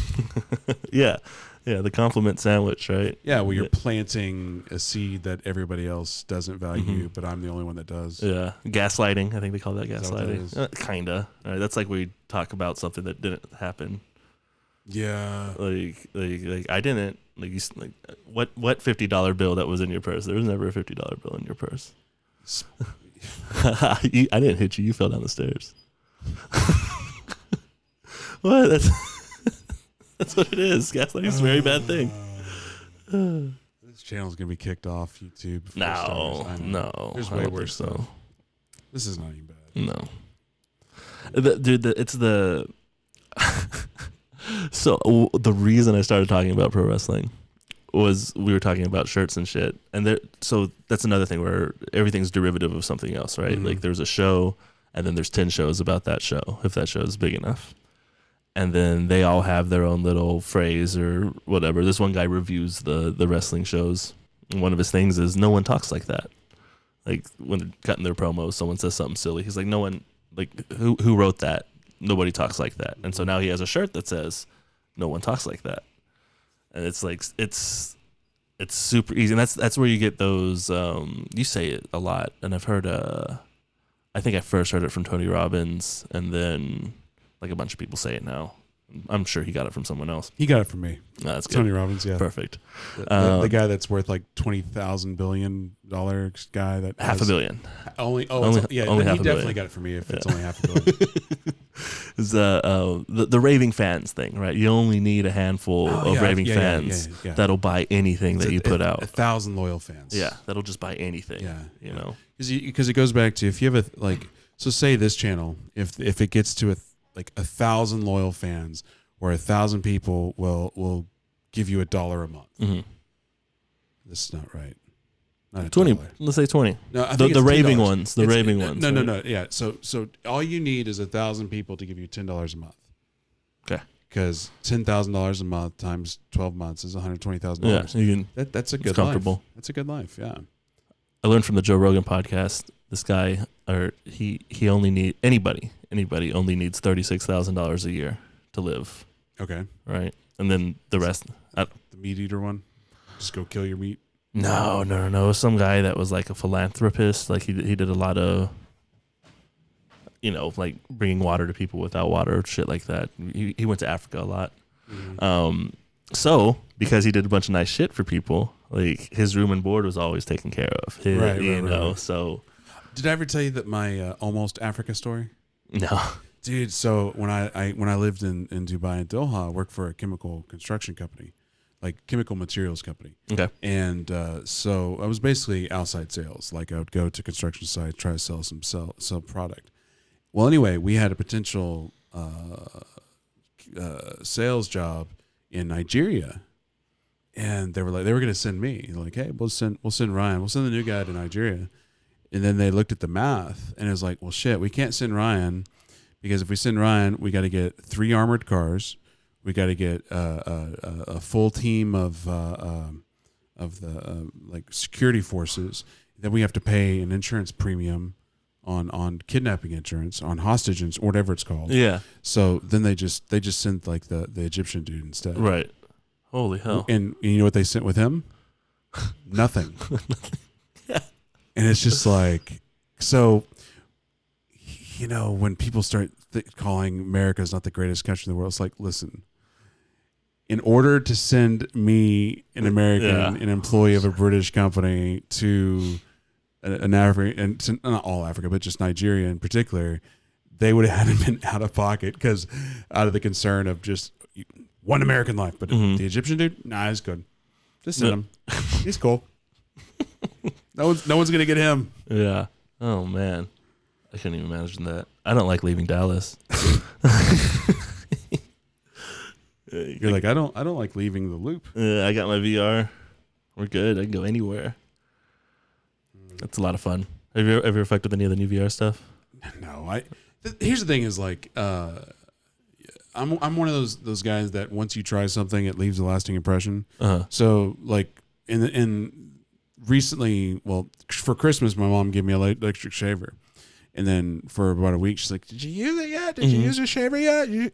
But in my mind, I'm thinking electric shavers suck because you have to zzz. I use an electric, but I don't grow facial hair. But here's the thing, though. So I finally tried it out, and I'm like, oh, shit, this is really good. But the thing is, that it's been 10 years since I've tried one. Mm-hmm. So obviously, in 10 years' time, the technology has gotten a lot better. Yeah. Clearly, I haven't used it in the past week. Dude, but I've had a busy week. I used one on the way over. And it fucking died on me. You can't tell. It's fine. But like, I give a little scruffy right here. Yeah. But I love how this is how we're giving nuggets as we're talking about electric shavers. Yeah, dude, I love electric shavers. Gross. I'm just thinking about it. And it's so gross. Wait. Check the comments below for whatever affiliate I have on electric shaver. Yeah. It was. I'm kidding. I'm not going to be that bad. Just kidding. You should. I will. There was the Norelco one that had the lotion inside of it. This was more than 10 years ago, so you probably never used it. Like the commercials got me, I think. Yeah. electric stink, but like no, use this new electric that you push a button and dude, it looked like nut. Well, and speaking of, but that goes back to like what you just said is, and this is gonna sound like I'm trolling. I'm not. I really am not. He literally was just on the show the other day. But Corey, he does that all the time, and you brought it up about this all sucks, but with me, I'm good. So it's in a lot of ways it's brilliant, and you're like, but it works. He's got a huge Facebook following, and he's got a pretty good following. Actually, he's doing the nationwide tour where he's like 50. He's doing 50 different masterminds. I've clicked on his link a couple times, the R2R mastermind or whatever, and it's just a list. Like, I mean, he's on tour. It keeps growing. It's great. It's cool. Yeah, I'm happy for him, especially keeping it up, because I mean, he said like 7 people paid for one of them, and like only one showed up. Well, I actually I was having this conversation. Lucky for that guy, because he could fucking do it. I was having this conversation last night with Donovan Ruffin.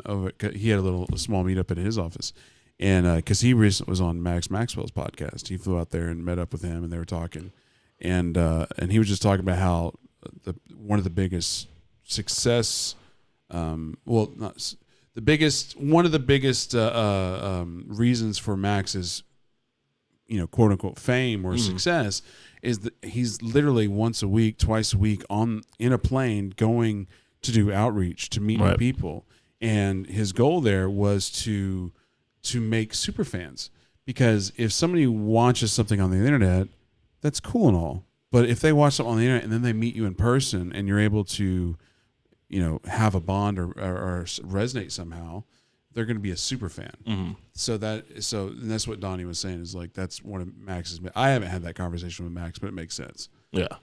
But anyway, bringing it back to Corey, that's super smart that he's doing that, because even if he is talking to 5 people here, 10 people there, those are 5 or 10 people that, will be, if he can, resonate, those are super fans, and they'll be with him for forever. Yeah. And they know him from the group, so it's not like they've only seen the polished version or whatever. Like they've interacted with him and all of his antics and all of that. So that those are going to be the real fans. No one's going to come and like testing the waters on these things. Well, yeah, and again, like you said, the antics of how he is online, and then that's why I was so happy with the interview we did. And I keep plugging it, but it's because it was really good. Like, and we talked a little about it, but we talked about everything, but just the fact that he wasn't like, he wasn't Corey. That sounds so bad. You know what? You're so much better when you're not yourself. That's not what I'm saying. I'm just saying he wasn't trying to act. He wasn't trying to. He goes live all the time now. I know, like constantly. Yeah. I'm actually going to start stepping. It's kind of funny to say stepping up, but it is. And that's. I kind of had this realization the other day in Houston, actually, at the event, and what it was is because with Propelio, the events, the TV, the media stuff, like. I've been pushing and a lot of effort, a lot of hours, just really a force of just rah. But if I take all that energy and push Ryan out there, like, it's kind of exciting to see with the potential of it. Yep. At the same time, I don't have these crazy, I have aspirations, but I don't have these crazy expectations of any. I don't think anybody's going to, I'm like, right now, I don't care. This is fun. Yeah. Yeah. But, it's going to be, I'm excited to see where this could go in 3 to 6 months. Yeah. Yeah, because you start getting people that all you have to have is a show with some. Maybe if the person's big, they'll like see who you had on, but really they'll just go look at your page, see how many that you've done. Like, okay, he does have a show. I'll pop in. Right. I'll be in Dallas, or I don't know if you're ever going to do like Zoom calls or shit like that. Probably not. I don't. I'll call people because I called Pace that one. Yeah, that was fun. No, like I have a one of the Good Morning Texas. Actually, I do need your help on that one. Which one? Yeah, I can go to that. When is that? I have sometime next week. Yeah, I think Tuesday. Like, so I literally have scheduled one of the anchors from Good Morning Texas to come here. Now, I don't know how that conversation is going to go, but like, oh, by the way, yes, it's a studio, but it's also a house. So please don't judge when you look at the Google Maps. Yeah. You know. Okay, that's another reason I want you here, so it's not like weird, like just one-on-one. You know. Yeah, you're gonna have a stable of men here, and just her. That won't be awkward at all. Oh gosh. No. Now we're reading into it too much. No. So as far as, because we've been going at it for a while. That's super gay.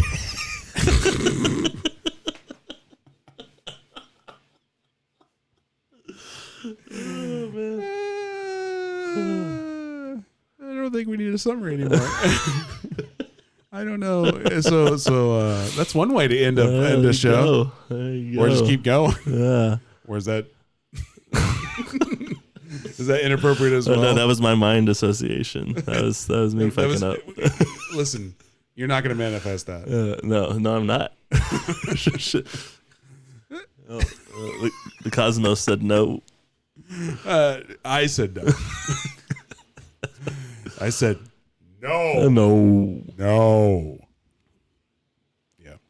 And what's funny is as far as the live portion of this, we're at the most watchers we have. Really? And they're all on LinkedIn. So that's funny. Yeah. So it's like, wait a minute, the business platform is where people are watching, and then we just talked about that. Right. Cool. So we'll see, because let there's a bit of lag. Let us build your brand.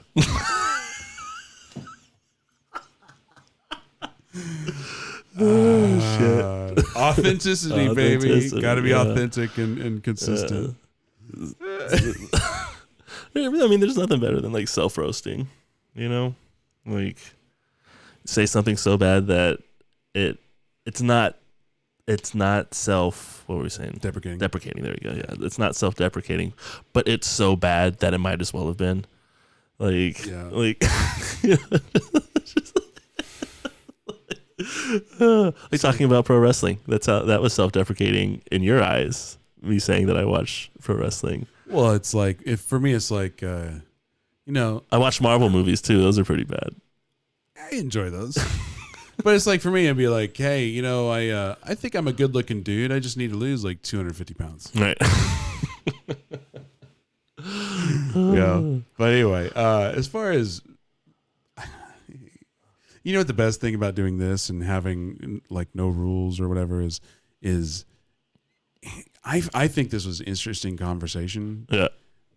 But I think there was probably negative value. Like actual, value. Fuck. I know. Value's a myth, dude. Massive value. Yeah. Again, I think, but again, you still want people to have nuggets. It's an undefined amount of value because we're not charging for it. Oh, you can't divide by 0. It's bad math. What are you gonna do? Undefined. Dude, you have so many nuggets. I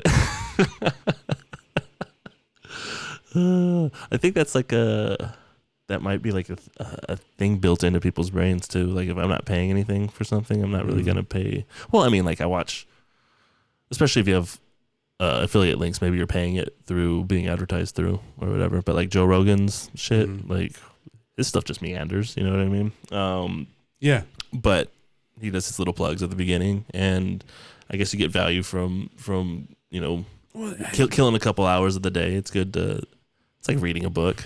Yeah. Well, I mean, or listening to an Audible. The judo stuff is interesting, and if you're, and again, like the events I've done here, there's one guy. He was like, "Dude, I'd pay $100 just to sit at a campfire and listen to hear stories about people that are not talking shit about people, but just like we're just talking about Corey just a lot. I don't just maybe because he was just here, but and we both know him, but that's kind of like you're peeking behind the curtain. Yeah. And you get to hear the realities of things. Yeah. Like me talking about Donovan or Max or whatever. And never in a deprecating way or anything, but but the inside of that.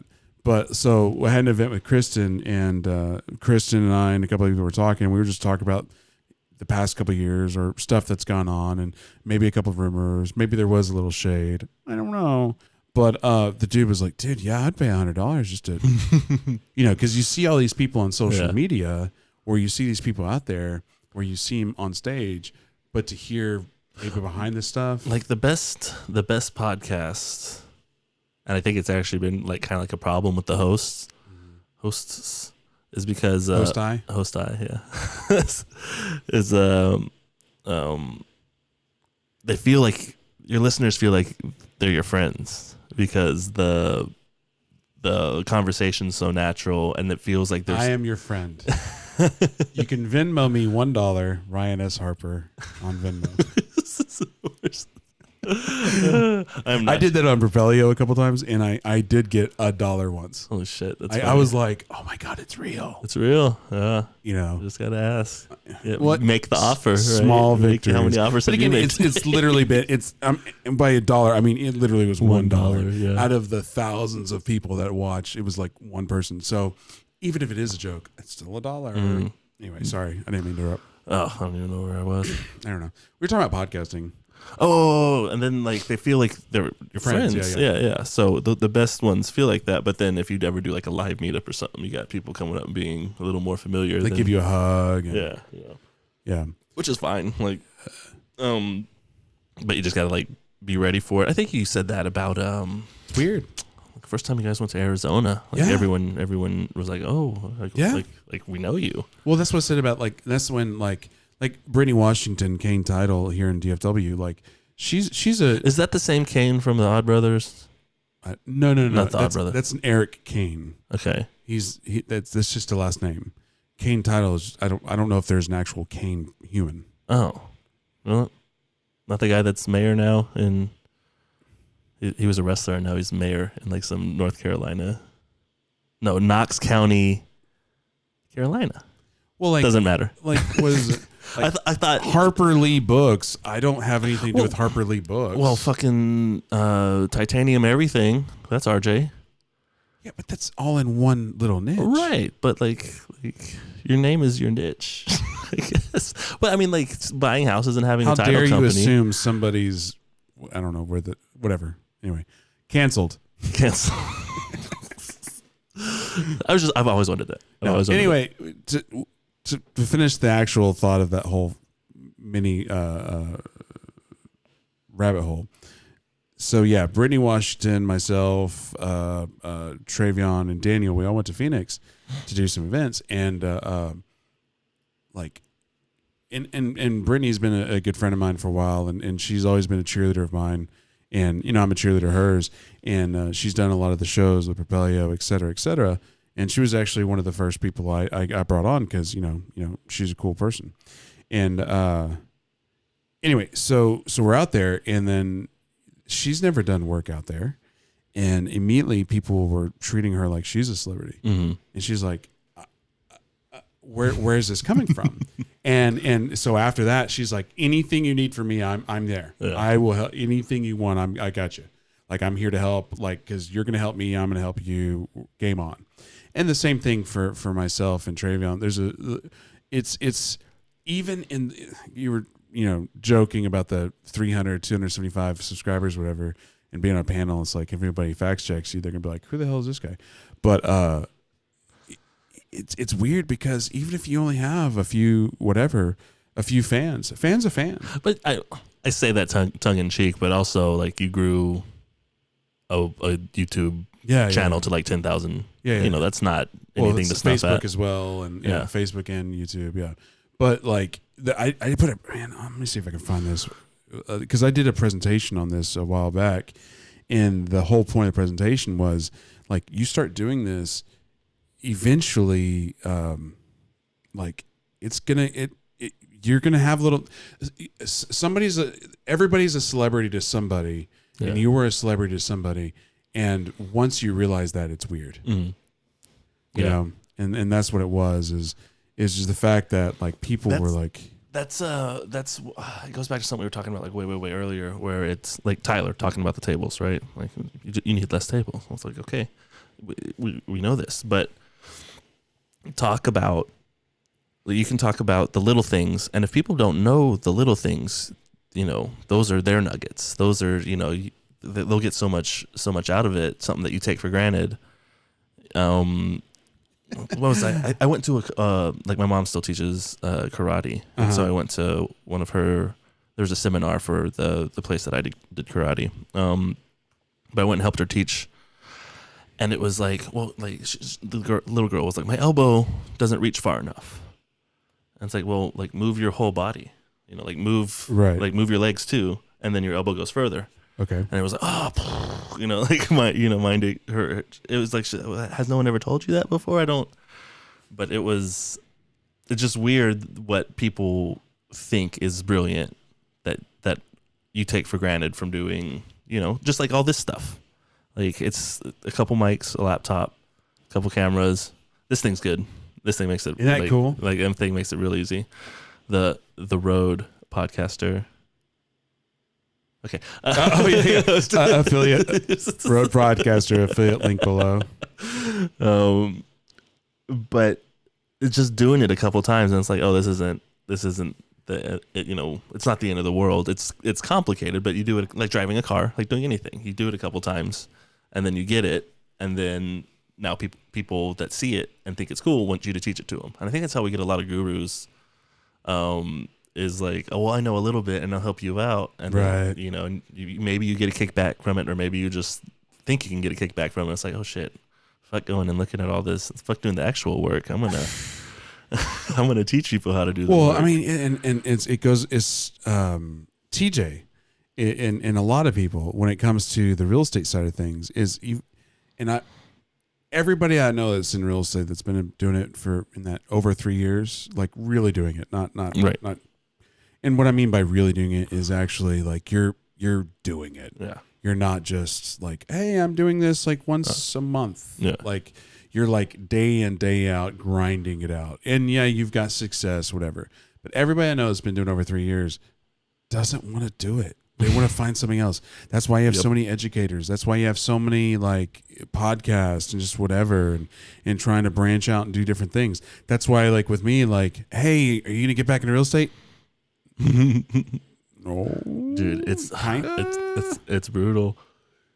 I've been having to find plots of land that can support a 75 by 75 mat area alone, and then which is like 5,700 square feet, and then I gotta like seating, showers, restrooms, reception area, all that stuff. So, and I've been tasked to make it 2 stories. So let's make it 2 stories so we can have a mezzanine for the spectators. So earlier we were talking about how my big thing is everyone goes to shit. So here's you can't see it, but like in that PowerPoint I was just talking about, I literally have a slide that says everyone's full of shit. Like in a professional PowerPoint. Yeah. Everyone's full of shit. And it could be shit that they don't even know that they're full of shit about. Right. You know what I mean? It could be some lie they're told or some belief that they have. They could think pro wrestling's real.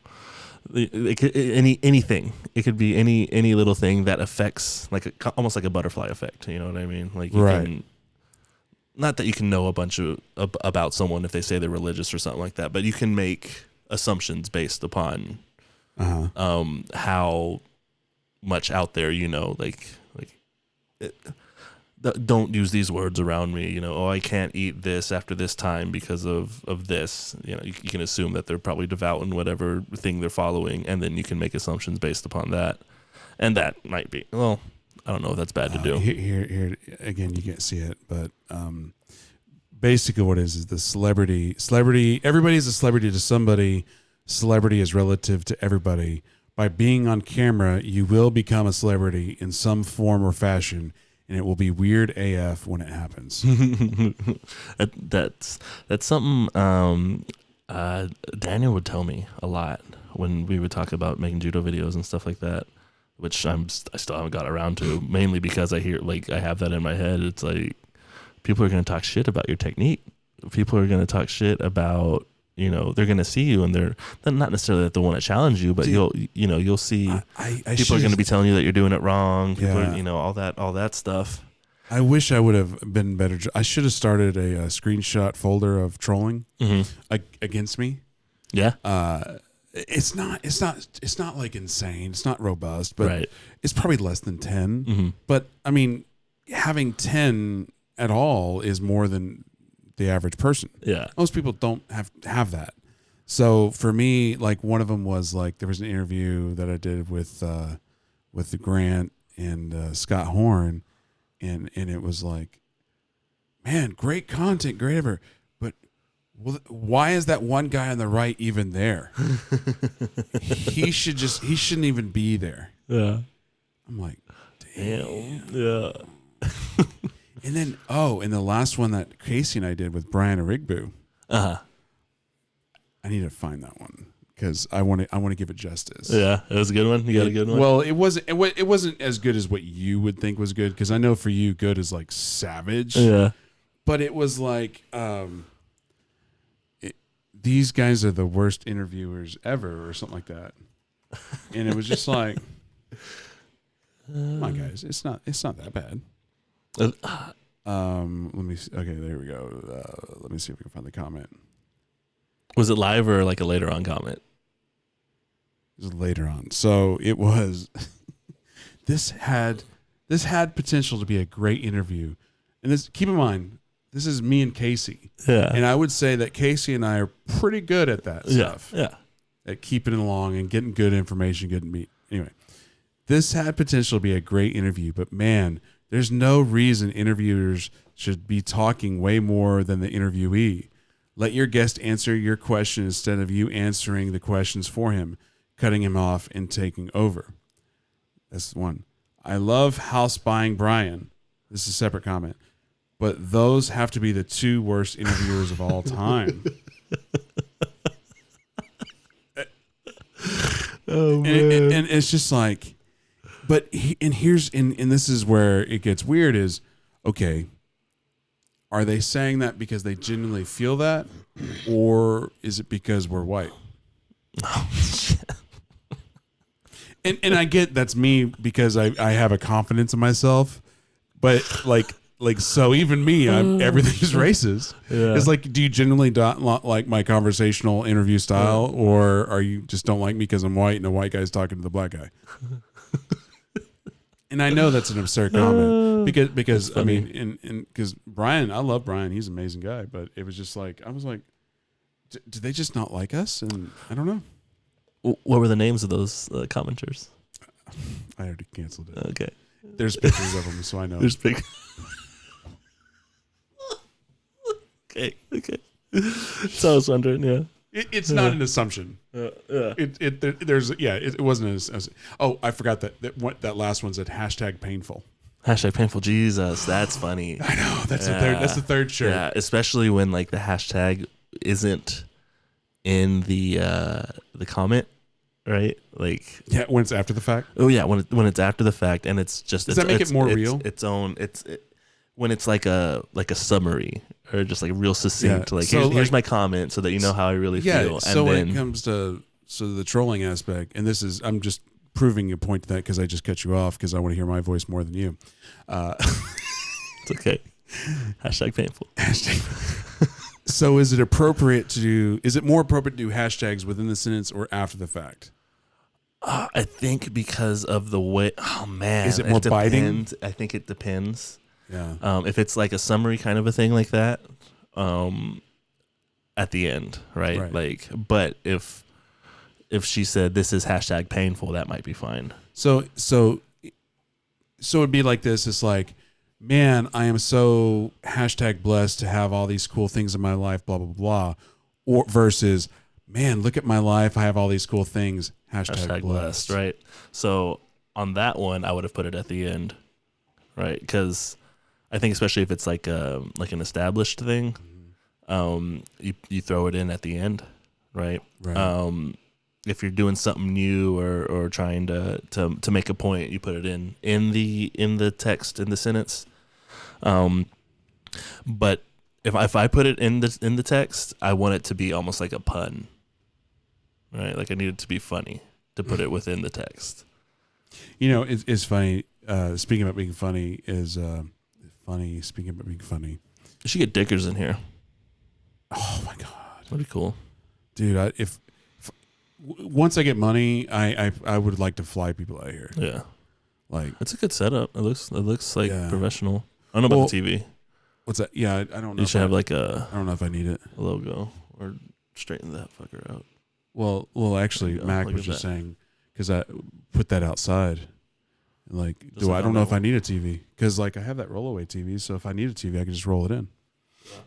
You know, but what was I gonna say? Oh yeah. But like the Zoom things, I don't think I want to do Zoom calls. I'd rather It's have lame. this.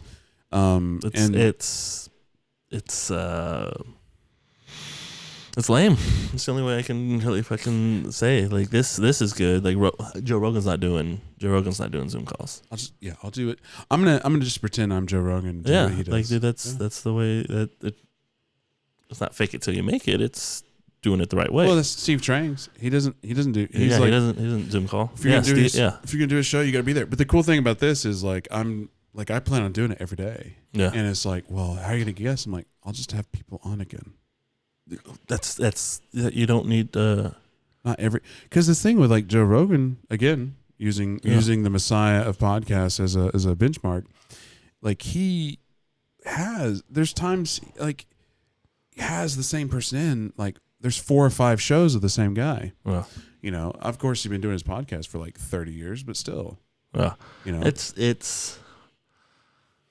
the consistent thing, right? Well, you just consistently TJ, do it, even if you have the same person on a couple. Not even I've seen people come on multiple times in a row on certain podcasts. You know, just because like. Well, and this thing is, I told TJ, it was because TJ I know he's at one of his houses early morning. I was like, if he was available, I was like, hey, if you want to jump on. But I didn't ask him because I knew he wasn't available. But at the same time, I'm thinking to myself, wait a minute. I know how Tommy is. I know how TJ is. I know how I am. None of us will get to talk. It'll just be like, it'll just be white noise the whole time. Yeah, because everybody's talking over each other. So speaking of podcasting, since you have no job, like you want to help produce this thing, and so because right now I'm trying to do this, and do that, and then it's just trying to what's the setup on that? Is that do we do like what I try to do with Propelio and have a camera on? Because I think it's cool that the producer can chime in every once in a while. Yeah, it could just be like again, going off the blueprint that's already been provided. Just Jamie. Just do you want to be my Jamie? I can be your Jamie. Yeah. You can be my Jamie. Yeah. Ladies and gentlemen, introducing the Ryan Harper podcast, Jamie Tommy Merhout. Hey, which button do I push for clapping? That's a crying baby, dude.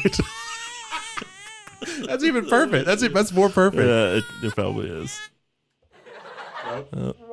Oh yeah, that's a good one. No. That's gonna be the very last one. This one. Yeah. You went through all of them. Like you need to buy a lottery ticket because how improbable it is to miss that many times. Yeah. I clicked. There's 8 buttons. Yeah. And I clicked 7 of them before getting to the one I wanted. And I programmed those. That's good. Yeah. So I was trying to do the 8 a.m. thing, but only because I was trying to work. I was trying to immediately go to Propelio. Get out of there in time. But like I was like, well, shit. If Propelio's not doing daily shows, fuck it. And nobody's really doing 11 a.m. At least not in the real estate space anymore. Well, because like 8 a.m. is cool for East Coast, but it sucks for me Central, and it really sucks for. So I think I just do the 11 a.m. thing. So. Do you want to sleep until 10 and come over here at 10:45 and do a show with me every day at 11 a.m.? That's, Yeah. This is easy. This is easier than an ATEMs. Yeah. Buttons. It's way easier than fucking ATEMs. Yeah. And then we can figure out fun things on pulling videos. Well, I think what it would be fun is like, so the setup here, because I have my desk over there that you could produce way over there if you needed to. Actually, that probably be best because all these are really long wires and everything, and we could literally put that TV there, and have because I have 2 laptops. You could have this there, and then you can have another laptop for like comments and stuff, and you can actually how Jamie does the whole whatever, and that could actually be a feed as well. The world is our oyster. Have some fun. It'll be good. Yeah, cool. Especially if you I know, even ours kind of delved into some real estate shit, but I know the goal is to just everything, right? Like, Well, talk to interesting people. The goal is to have interesting conversations and talk to random people, but obviously find a way to where it comes back to Selling something. affiliate links. Maybe. No, yes, you want to find a way to make money doing it because you can't do this for free too long. But yeah, you do that. But then also, if there's this woman that's coming on next week, an anchor for Good Morning Texas, Yeah. like that would be cool for Propelio. But What's it? Yeah. How do you get What's the tie-in? Where do you grasp to get something that ties it into the real estate, whatever? Mm-hmm. And even this is just a random conversation. And if it ties in, if it doesn't, it doesn't. Because at the day, you're going for a good conversation. So going back to shitting on Tyler about Captain Obvious, he's like, well, because we were on the phone, he's like, this could be more people would be more interested in this phone call because it's just behind the scenes having a conversation than how to do this, how to do that. Yeah. And I'm like, thank you. That's what I've already done 4 of these. Yeah.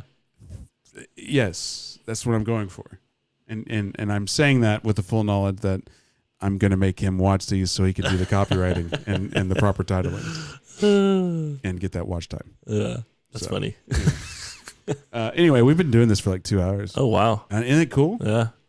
That's a while. Doesn't feel like it. That's the beauty of it. Yeah. And this thing is like when I say freeform, I mean freeform. Mm-hmm. You know, if it's a boring conversation, great show, 20 minutes out. Yeah, but like Stern interviews, they don't have like a set time, or they're at least an hour. You know. Well, I don't even like calling it an interview. Yeah. Because what's one of our major messaging for 2020? No one cares. No one cares. No one cares. What was the other one? 99.9998% of people are stupid. Oh, stupid. Yeah. You know how everyone's savage in their own way, right? Okay. Well, everyone is stupid in their own way too. Oh, okay. Yeah. Like you'll it's real hard. Who's the most savage person you can think of off the top of your head that you know personally? Oh, that I know personally. And by know, I mean you know ish. You don't have to have like a real relationship. Right. To be honest, like Sarah Cosin. Really? She's brutal, dude. Yeah. Like if she comes in and like puts in a little one-liner here and there, it's always just it's brutal. I think it was we were at her baby shower like over a year ago, and I think we got into a long conversation about serial killers at a baby shower. Her baby shower. Well, she had made a comment about like it was a picture. There was a plate of like white stuff on it. I think it had gone around the circles. It was a listing picture, and it had like a plate of like Coke, like in one of the pictures, in the kitchen picture.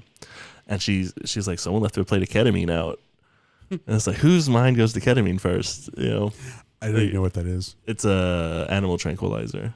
Okay, it does the exact opposite of cocaine, but you do it the same way. I don't get it. Makes you not feel like, I mean, it's like you took a bunch of Vicodin, I guess. I don't know. I don't like. I'm so vanilla. I don't get it.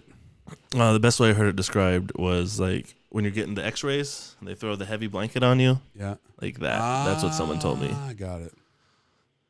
Well, cool. Yeah, Well, I think that's a good way to wrap it up. Some ketamine talk.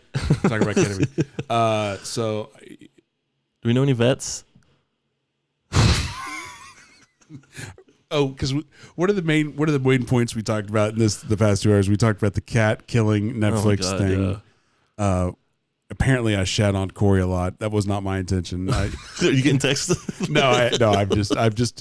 I just want to make sure that in the same, because anything we could take it out of context. So at least in the same, if somebody watched the full video, I wish nothing but the best for Corey, and I literally had him on, and I'll probably have him on again very soon.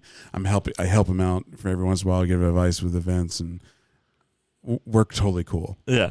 So it's we're good. That guy knows a lot of like. There's a lot of info in that head. He's so smart. Yeah. So smart. You know, it's just It's that Aggie adjacent.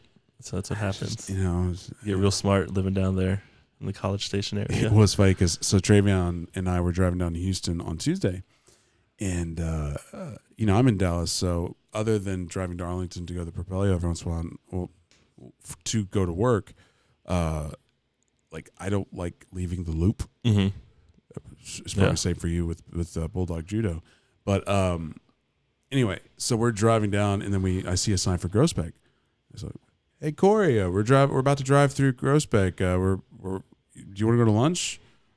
You tell me quick because here's the exit. He's like, well, here's the thing about Groesbeck. Mm-hmm. That's the sign, and we're already 2 hours into our drive. Yeah.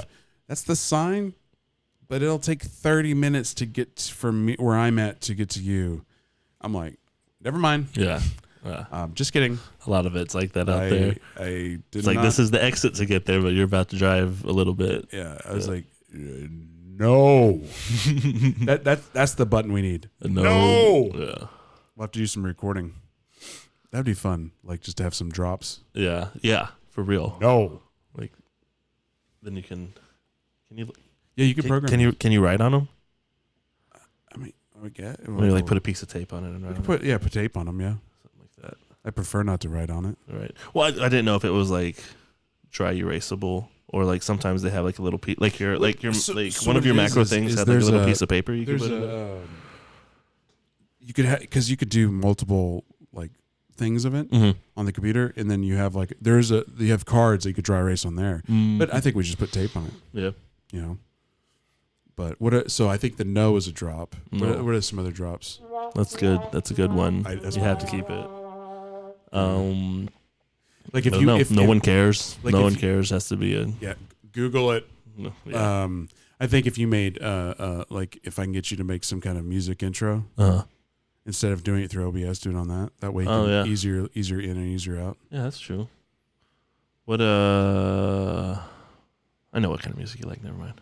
I'm gonna give you some fucking Taylor Swift shit. Well, it's gotta be you gotta produce it yourself because it's royalty free. Yeah, but there's like one of my favorite things. What I literally wanted to do, because I notice it whenever it happens, and a lot of people don't notice it, is so I'll like writing jingles would have been the coolest, right? But there's this thing where they want a song, but it's not royalty free, so they change a couple notes of it, and I wanted to be the one that figured out which notes to change, or the pacing of it. Yeah. But like so to put it into like a movie or something like that, you know, someone plays the song.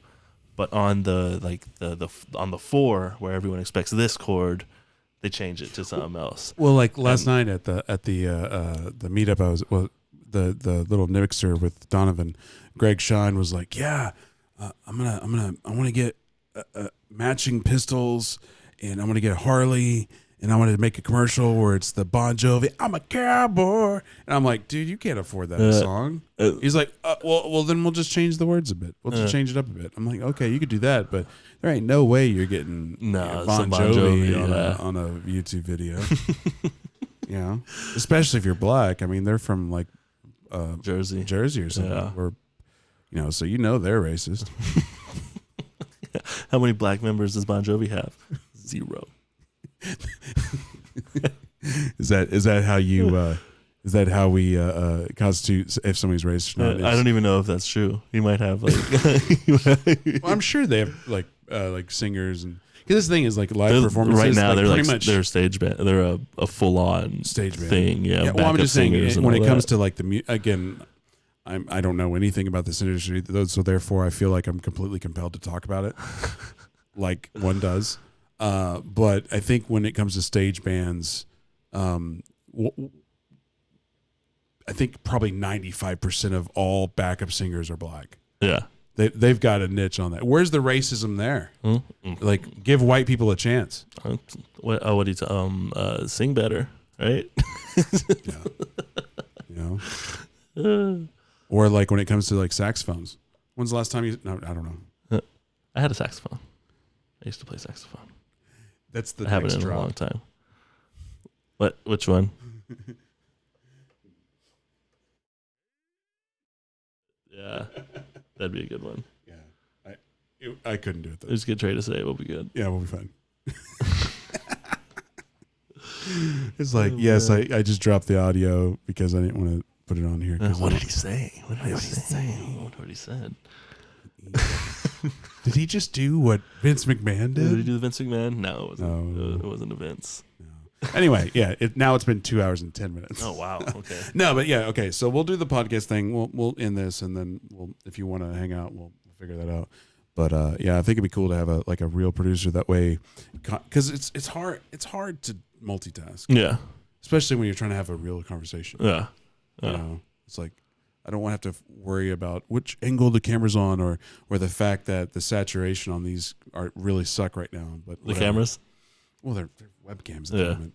I got to figure out the. They're really bright, right? Like they're whiter. Well, this one looks good because it's that, you know. So, but those, meh. Yeah. But those are super affordable. And ideally, I would like to get the GoPros to work, but the audio sync up. If I can get that worked out, that'll be the look to go for. And then we'll have the 3-camera thing, and we could just put that one on you, or just do a webcam on you. Yeah, either one. Yeah, because the saturation probably wouldn't be that big of a deal with the webcam if I'm not all lit up like this is. Is that what that is? Yeah, I assume. Yeah, and then Shelby said she's gonna give me a painting. She has a cool painting she's gonna give me for the studio, so that's cool. So neat. No, that you're just like neat. Yeah. Cool idea. Tanner had was, if you did have more artists in here, like anytime a new artist comes in, they could tag the wall. Oh shit, that is pretty cool. Give them like a 1x1 or 2x2. That's a pretty cool idea. Give them a brick. That actually might be a good idea. Like, hey, all guests get to sign a brick. Yeah, and if there's like, I don't know who you give the little bricks to, or the split bricks. You're a shitty guest. You get a split brick. You get a third. You don't get a brick. You get the grout. Yeah. It's like you had 2 people watching. You only get grout. Yeah. Oh man. Yeah. Your placement's based upon. That'd be funny. And then it'd be too hard to do. It'd be too hard to keep up. But that's the thing, though. Is like, so then if you did have a really good show, your placement's there, but then somebody dethrones you. Yeah. You have to like. Right. Yeah. Exactly. Move the brick. Have them. Anyway, I think this conversation's evolved. Yeah, for sure. So anyway, Thomas Merhout, Bulldog Judo. Yep. That's it. Just Google it. I got all the bad reviews taken down, so we're good. All right. Ryan Harper on everything. Trypropeller.com, myskiptrace.com. And I'm sure if you want the Rode Broadcaster Pro thingy. Anyway. But in all seriousness, is that what the words are? Seriousness. The affiliate stuff is there just to make a buck, so it is what it is. I'm unemployed at the moment, so it is what it is. Woohoo. Yeah, feels good, man. It feels good in the sense that like there's no responsibilities at the moment, but at the same time, it's like, oh shit, I actually have to find ways to like live. Eat. Yeah. You know, like live. Yeah. But you know, I got a couple things in the hopper. I'm working on. So my immediate cash I'm looking for is event stuff. Mm-hmm. So I've got an event with Elizabeth and a whole scaling think tank. I'm doing Quentin's Ground Zero event. I got to put together an event for Pace and Jameel to come to Dallas. I'm probably doing another event with Kristen on like March 1st-ish, or early March. So that's the immediate cash, is doing the event stuff, because you can make some money doing that. Not a lot, but enough to eat. Mm-hmm. The media stuff like this is like the most fun, but you ain't getting paid for like a year or two. Yeah. And even if you do get paid, it's like, hey, here's almost a tank of gas. Like what's funny is so my affiliate account with Batch, you get like updates like, hey, referral awarded, and I was not showing off, but I was just proof of concept to like Donovan, and I was just I just think it's cool, and I really genuinely do. But it was an email saying I got awarded $1.78, and he was looking at me like, because he's like, I don't $1. Yeah. I'm like, yeah, but that's $1 I didn't have yesterday. No, think about that. The savings accounts and shit, like for a bank, unless you have a shitload of money in there. It's about what you're getting. So, but anyway, that's all I got. Hope you enjoyed this. I had fun. I had fun too. We'll do it again. Well, I mean, shit. If you're producing, you'll be on it all the time, and just I'll Back just do there the in the whole. corner. I'll just be like, less is more, Mm. or you make a drop for that for if I overtalk our guests. Less is more. I heard that the other day, and they're like, the only reason he says that is because he can't provide more. The only reason he's doing less is because he can't do more. Yeah, it was on wrestling. Don't worry about it.